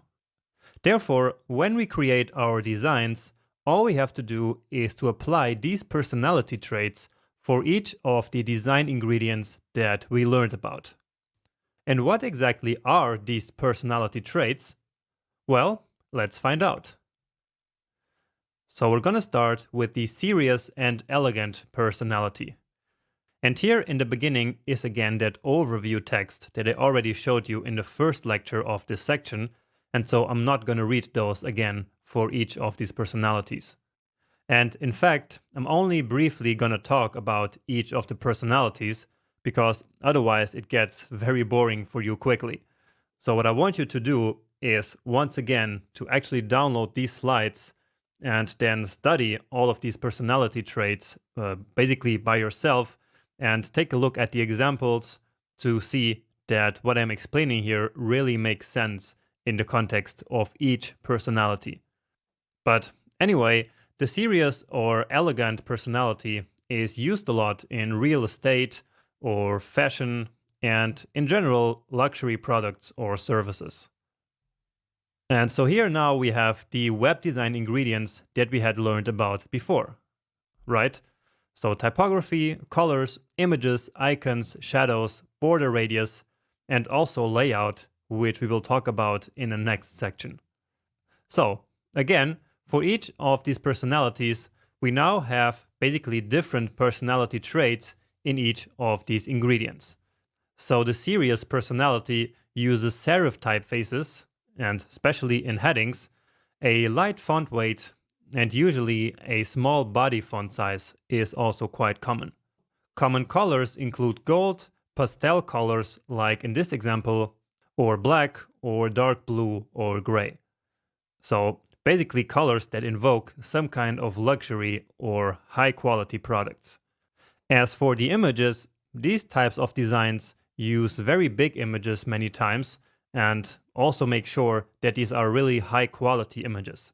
So many times they hire professional photographers to really create awesome pictures and photos for their designs. Now about icons, many times the serious designs do not use any icons at all, but sometimes thin icons and lines can be used. Then shadows and border radius are usually not used, as we also mentioned before actually, and a creative and experimental layout is quite common for these designs to use. Now, of course, not all of these are always present in all the serious and elegant designs. So this is more of a rough guideline and a collection of trends that you can use in your own designs, because again, it will make it a lot easier for you to do that. So not all of the websites that you will see fit into these 7 personalities, but to make it easier for you as a beginner, I think this is a great framework that will really help you. But now let's take a look at some more examples of this personality. So here you have 3 more sites, which all of them kind of roughly follow the guidelines that I mentioned exactly for this website personality. And again, I want you to look at these examples by yourself with some time, maybe after the video, or you can also, of course, pause the video and analyze yourself. Next up, we have the minimalist or simple personality, which is used commonly for fashion or portfolios of any kind, or even some kind of minimalism company like this Ark Shelter example that I have here on the right side. So typography is usually very boxy and squared and uses sans serif typefaces. As for colors, usually it is simply black text on a white background because that conveys a very minimalist image. And it's also usual that only one color is used throughout the entire design. And usually these designs use few images and no illustrations, and especially no 3D illustrations. That would just look very strange in these kinds of websites. Also, there are usually no icons, but sometimes some smaller or simple black icons can be used. Also, again, there are no shadows and no border radius in this kind of design, and the layout is usually very simple. Sometimes it's actually just a narrow 1-column layout with all the content one after another. Now let's look at a couple of more examples here. So in this first one here, for example, we do have some high quality images which adds some nice colors to the design, which is otherwise just completely black and white, as I mentioned. There are also some small black icons, and again, just like I showed you in the previous slide. Then the second one here does actually use illustrations, but they are very simple 2D illustrations, and everything is in complete black and white. And then the last one here is actually an exception to the rule of serif typefaces. So the bigger headings are actually using a thin serif typeface, but the overall design still looks quite minimalist. Next up, we have the plain or neutral personality. And so this is used in well-established corporations. So companies that don't necessarily want to make a huge impact through their design. And examples of that are like this IBM website or the Microsoft website that I showed you at the very beginning. So here typography is very neutral looking and usually using sans serif typefaces. As for the colors, these are usually kind of safe, as we can say. So they're not like too bright or too washed out or not crazy looking at all. And blues and blacks are very common because, as we learned in the colors lecture, blue is the kind of color that conveys trust. And so that's simply what these big brands or these big corporations are looking for. Now, images are quite frequent in these designs, but usually in a very small format. So they don't take a center stage like they do in other website personalities. Now, some simple icons can sometimes be used, but again, there is no shadow and no border radius usually. Finally, about the layout, these kinds of websites usually all have a very structured and condensed layout. So there are a lot of boxes and rows, just like we can see here on the right side. So this is really a very typical looking plain or neutral design. So overall, as a summary of this personality, we can just say that the goal is to not make a big visual impact. They almost try to be boring, it seems like. Now that doesn't mean that the design is bad. Alright, so bad is very different from boring. So of course, these big corporations have big budgets for designers. So they are not bad, and the design is not bad. It simply serves their goal to have a design like this. So 3 more here, and again we have Microsoft, we have Porsche here, and then this other website right here. And so if you compare this with the personality traits that I just mentioned, then you will hopefully find that all of these 3 are some neutral looking designs. Next up, we have the very important bold and confident personality trait, which is one of the ones that I really like. And it is used a lot in digital agencies, software startups, travel companies, in general, companies that want to transmit a strong image so that they are confident in themselves and are not afraid to make some bold moves. Now, one of the most distinguishing factors of bold designs is the boxy square typefaces, which are usually used using big and bold typography. Also, just as we can see in this example, big color blocks or big sections with a bright colored background are usually used to draw a lot of attention. And both these personality traits clearly display the boldness and the confidence of these designs. And the same thing is done by using lots of big images as well. Now, as for icons, shadows, and border radius, these are usually not used in these types of designs or are used very sparingly. So for example, that button that you have here, which says Shop Our Kids, it actually has a very small border radius. But in general, what I mean here is that these designs are usually not round at all. And here are 3 more design examples. And once again, we can see how the big typography paired with the very confident use of some big and bright color blocks really kind of transmits the boldness and the confidence of these brands. So that is exactly the goal of using this website personality. Next up, there is the calm or peaceful personality, and this is basically the complete opposite of the boldness and confident personality that we just talked about. Now, this one is used a lot in healthcare and in general in products that have a big focus or which actually have the main focus on consumer well-being. So this one is basically for brands that want to transmit to the user that they care about them a lot. And they do this by using soft serif typefaces, and especially for headings like these 2 that we can see here.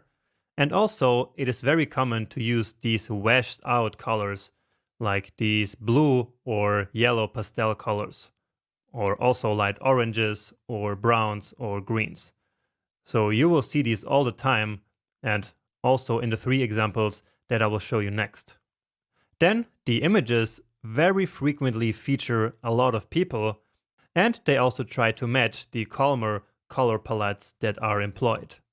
So, of course, it would be weird to all of a sudden have an image here which has very bright and flashy colors like we see in the bold personality. Now, this calm personality finally uses some icons and border radius a lot. So now we start seeing more rounded designs here at this point. Shadows, however, are not used a lot, but sometimes, of course, you will see them. And as for layouts, there are no particular tendencies. So no particularly strange or creative layouts are used. So 3 more examples, and these are actually quite common and quite easy to find these days. So this is right now a very popular website personality because more and more brands are trying to transmit that image that they care about the consumer. And so in all these three designs, you can see these calming pastel colors, you can see the soft serif typefaces in the headlines, and also the messaging itself. So the text content is also all about the consumer, and it is very focused on basically helping them and caring about them. Next up, we have finally the startup or the upbeat personality.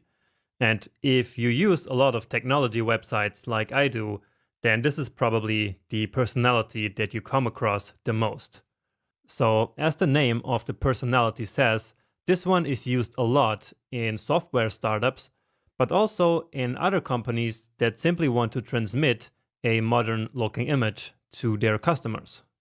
So this design right here is from the Stripe website, which is a very big and well-known software startup. And many people actually try or get inspired by this exact design, so by this website right here. But now about the personality traits, let's again start with typography. And this personality uses medium-sized headings and usually only one sans serif typeface in the entire design. And the tendency is for light colors in the text, which is quite a modern looking trend in these kinds of websites. Now, about the colors, greens and blues and purples are used a lot for the primary brand colors. And then as for background colors, it is very common to have a light gray background in many places in these designs. And again, we can see that right away here in this example on the right side. It's also quite common to use gradients, at least in the last couple of years. These have become really popular. Now, images are of course used all the times, and illustrations, and especially 3D illustrations, are becoming really modern these days. So you will see illustrations all the times in startup or upbeat websites, and sometimes even patterns or these small shapes that might add some visual details, for example, behind images. And I think I showed you that in one of the lectures before. Also, icons and shadows and border radius are all used very commonly. So these designs are again getting more around as all the other previous designs that we talked about, and shadow is also more used than before. Now, about some common layout patterns, it is quite usually to see something like rows of cards or rows of product features and the Z pattern in startup designs. And we will learn what those actually are very soon by the beginning of the next section. And now again, 3 more examples, and you can see in all of them that they use a very simple and clean looking typography. So the text is not too big and the colors are also quite light. And actually in the first example, I would even say they are a little bit too light. Also, you can see these light gray background colors used all the time, especially in the first 2. But in the last one, basically we have the same thing, but in a dark mode design. So these 3 examples really tick all the boxes of a modern startup and upbeat design, which again, I'm sure you have seen this kind of design all over the place these days, because it is by far one of the most popular ones that we see these days. So I would say this one and the calm personality are the most common ones. And now, finally, personality number 7 is the playful and fun personality. So designs that employ this personality are usually for companies related to products for children or for animals, or many times also for food, actually. Now here, the typography is usually very round and creative. So many times, actually, some variation of handwritten fonts are used. And sans serif typefaces are actually quite common. Now, one of the most distinguishing features of this personality is the very frequent use of color in this design. So using a lot of color all over the place, like in backgrounds or in the text or even inside of images, is what gives these designs the very playful and fun vibe. Of course, a lot of images are also used, and sometimes even like hand-drawn illustrations. So again, these help giving these designs their playful vibe. And the same thing is true for icons and shadows and border radius. So again, all of these are very common and are used all the times, and many times even in a hand-drawn style, especially for the icons. Now here we have 3 more examples, which are maybe a little bit less playful than the one that we just saw, but still, I think that these 3 ones, especially thanks to their use in color and some hand-drawn elements, can be classified as a playful and fun personalities. So again, hopefully these serve as an inspiration for you, and yeah, I hope you can check out all of these designs here with a little bit more time, analyze what's going on in them, and really see how they compare with the traits that I just described. Now, you can actually finish the lecture at this point without any problem, because at this point we talked about everything that is most important in the website personality framework that I invented basically for this course. So what we just learned is the most important thing that you should know, but if you want to dig even deeper into design and into this website personality framework, then let's keep going. So what I want to show you now is that we can basically place all these 7 personalities into this axis of serious playfulness or calmness and boldness. So basically, serious is the opposite of playful, and calm is the opposite of bold in basically this framework. And so here we're now going to learn that we can actually combine playfulness and boldness in one single design.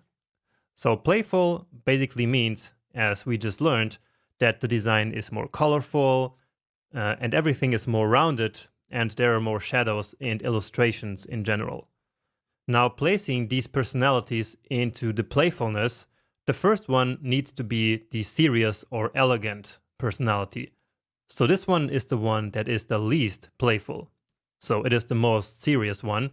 Then there is the minimalist one, then the plain and neutral personality, then the startup and upbeat, which is already quite playful, but then of course the most playful one is in fact the playful and fun personality, right?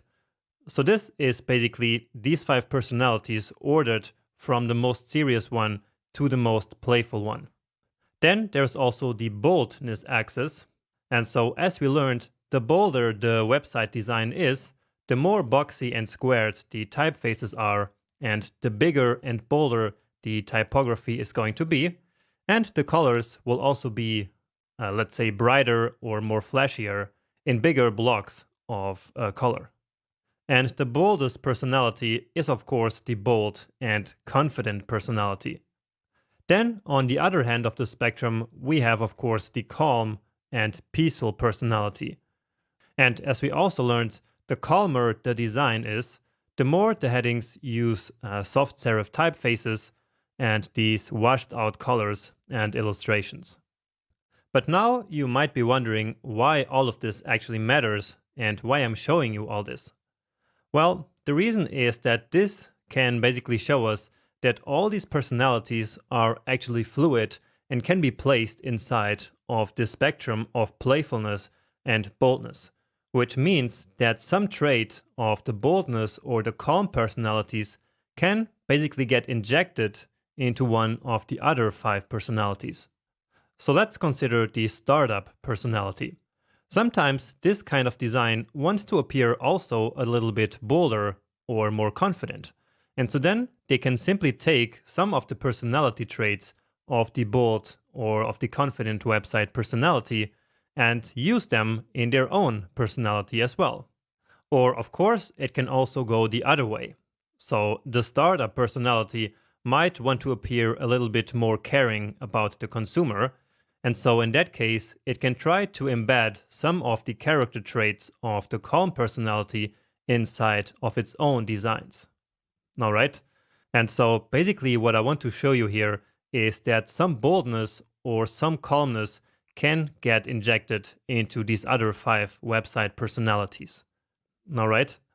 Now, the other personalities can actually also get mixed. For example, you could mix the serious personality with the startup one, but that is actually a lot less common.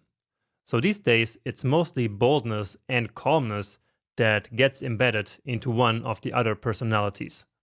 And sometimes even boldness and calmness can be mixed, which can make for some very interesting designs, but that is actually a bit more difficult for beginners to pull off.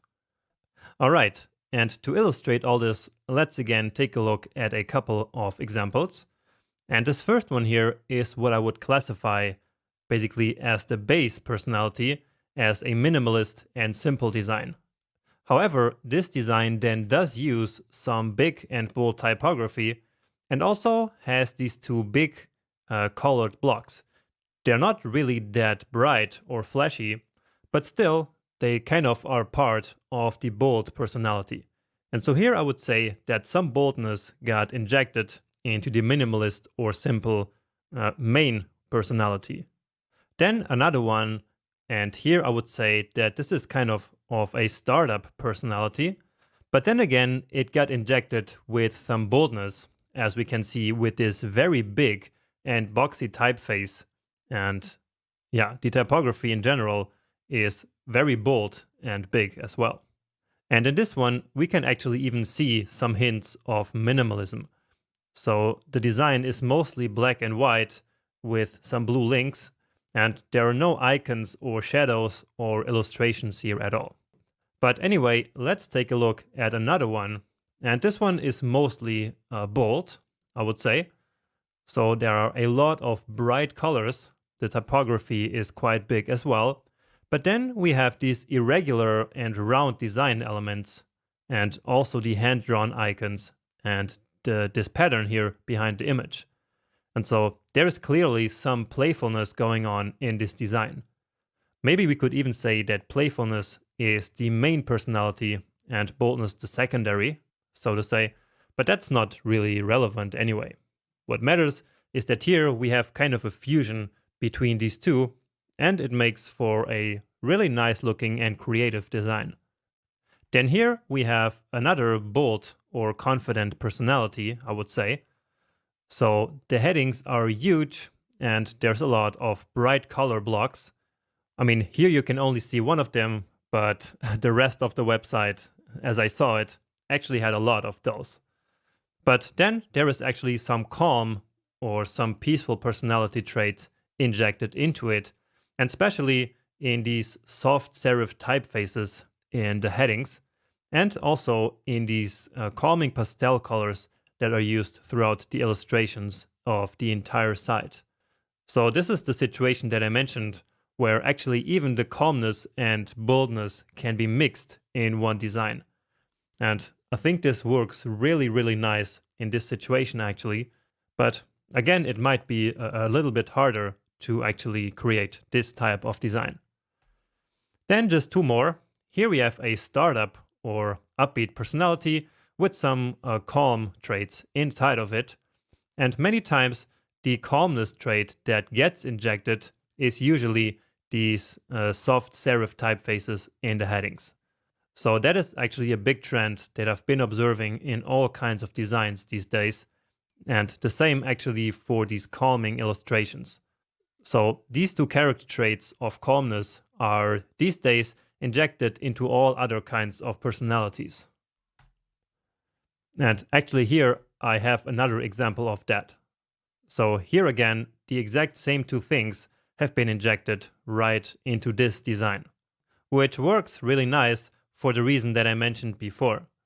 So for the fact that this kind of shows the user of the site that this company actually cares for them. So using these traits really makes the user feel that this is not just some cold and faceless company. Somehow these design choices makes the user feel more secure and more trusting also in a way. And so these companies are taking advantage of that using these design decisions. All right. and that's actually it.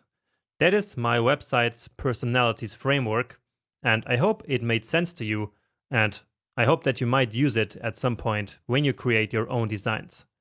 And of course, we will use it when we create our big 𝗠𝗏𝗡 project a little bit later in this course. So again, I hope you learned something here and that it was interesting. And I see you now in the next video, where we will finally finish up this section and talk about getting inspiration. So another important ingredient when you need to come up with your own designs completely on your own. So see you there. So many people ask me what's my secret to coming up with great designs. And my answer is always the same. It is not a secret at all. All I do is to copy what I like from other great designs. And this is what's called stealing like an artist. And so let's now take 5 quick minutes to see how I do it.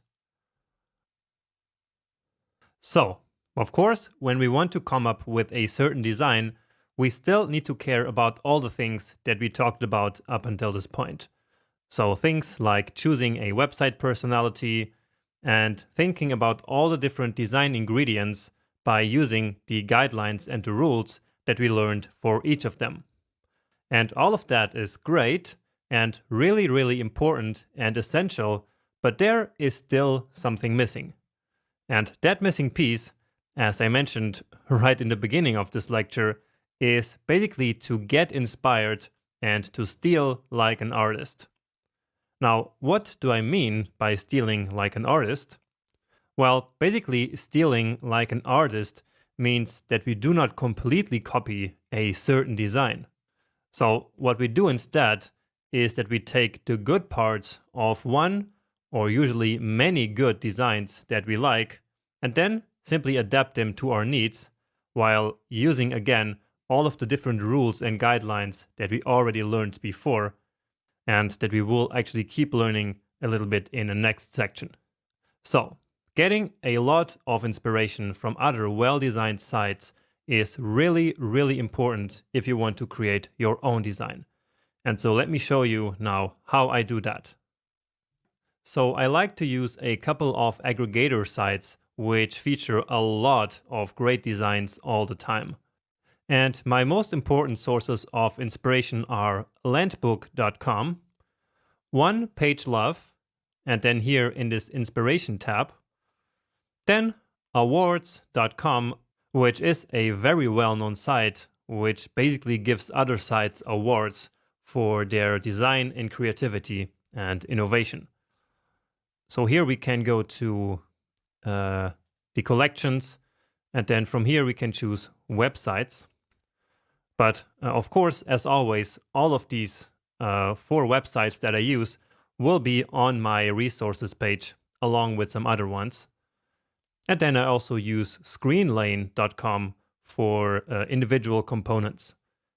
So let's quickly see a little bit how they work, and let's pretend that we want to design some kind of website for a startup for which we have been hired.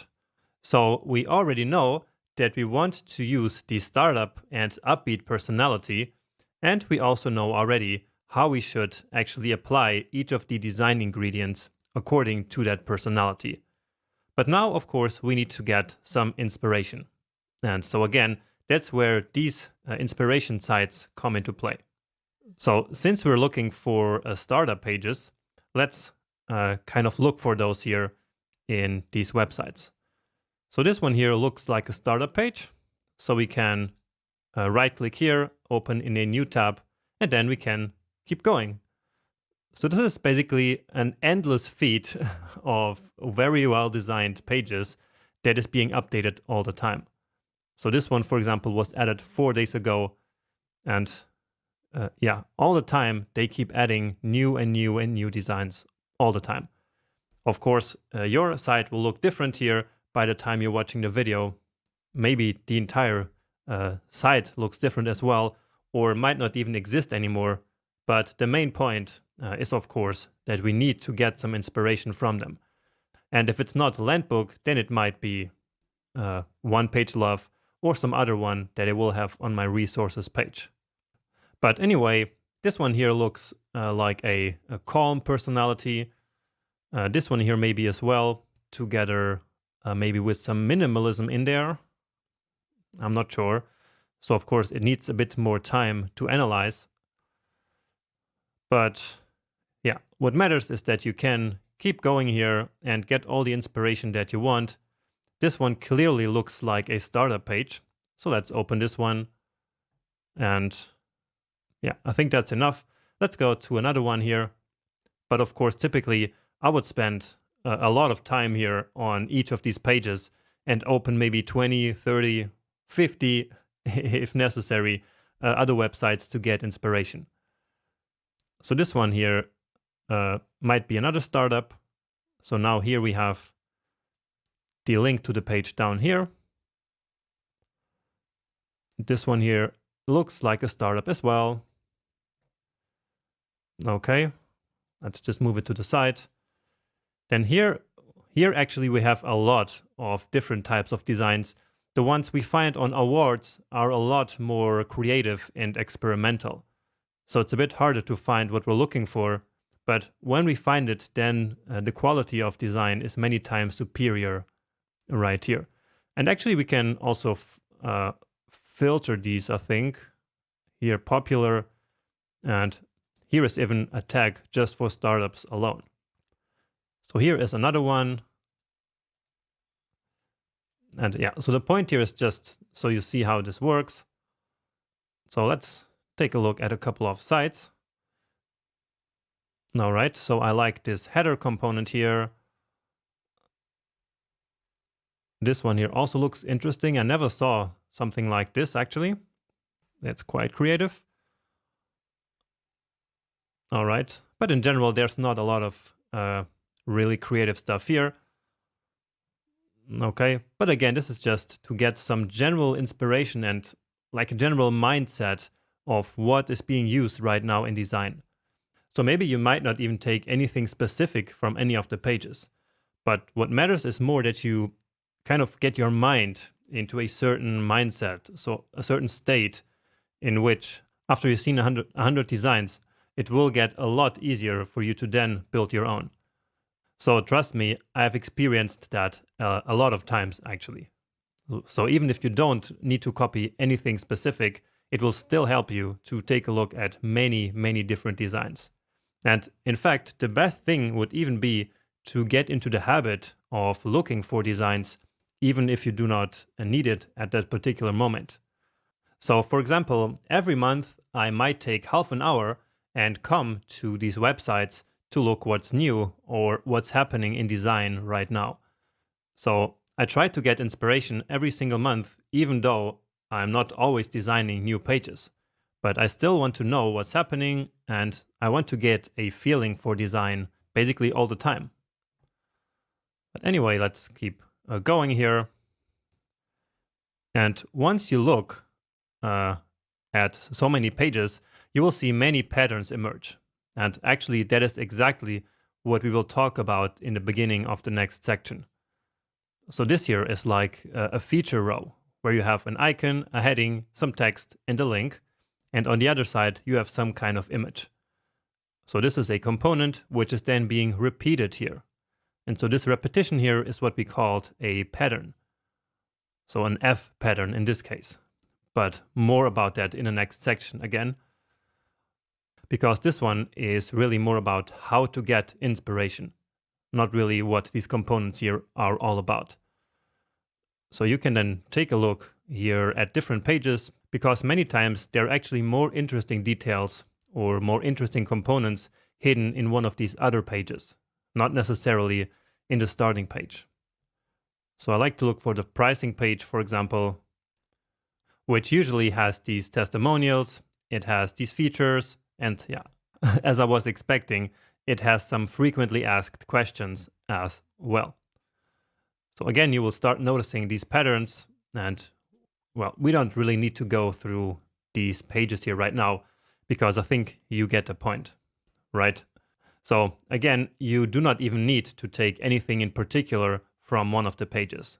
Sometimes all you need to do is to simply scan a lot of pages, because that will then get into your mind, and once you then start to design, you will kind of be in the right frame of mind to create these designs by yourself. All right, and in the next section, we will learn how that actually works a bit more in practice. So this section has been quite theoretical with all these design guidelines, but in the next section, we will actually take that and learn how we can apply these design guidelines to actually use common elements and common design patterns in order to create common layouts. Because in the end, building a page means to basically build a layout. And for that, we need to use common elements and common patterns, and we will learn all about how that works in the next section. So we will finish this section here, because at this point we wrap up the more theoretical guidelines of web design. And so, as I mentioned, we will take it to the practice in the next one. And so let's move on there right now.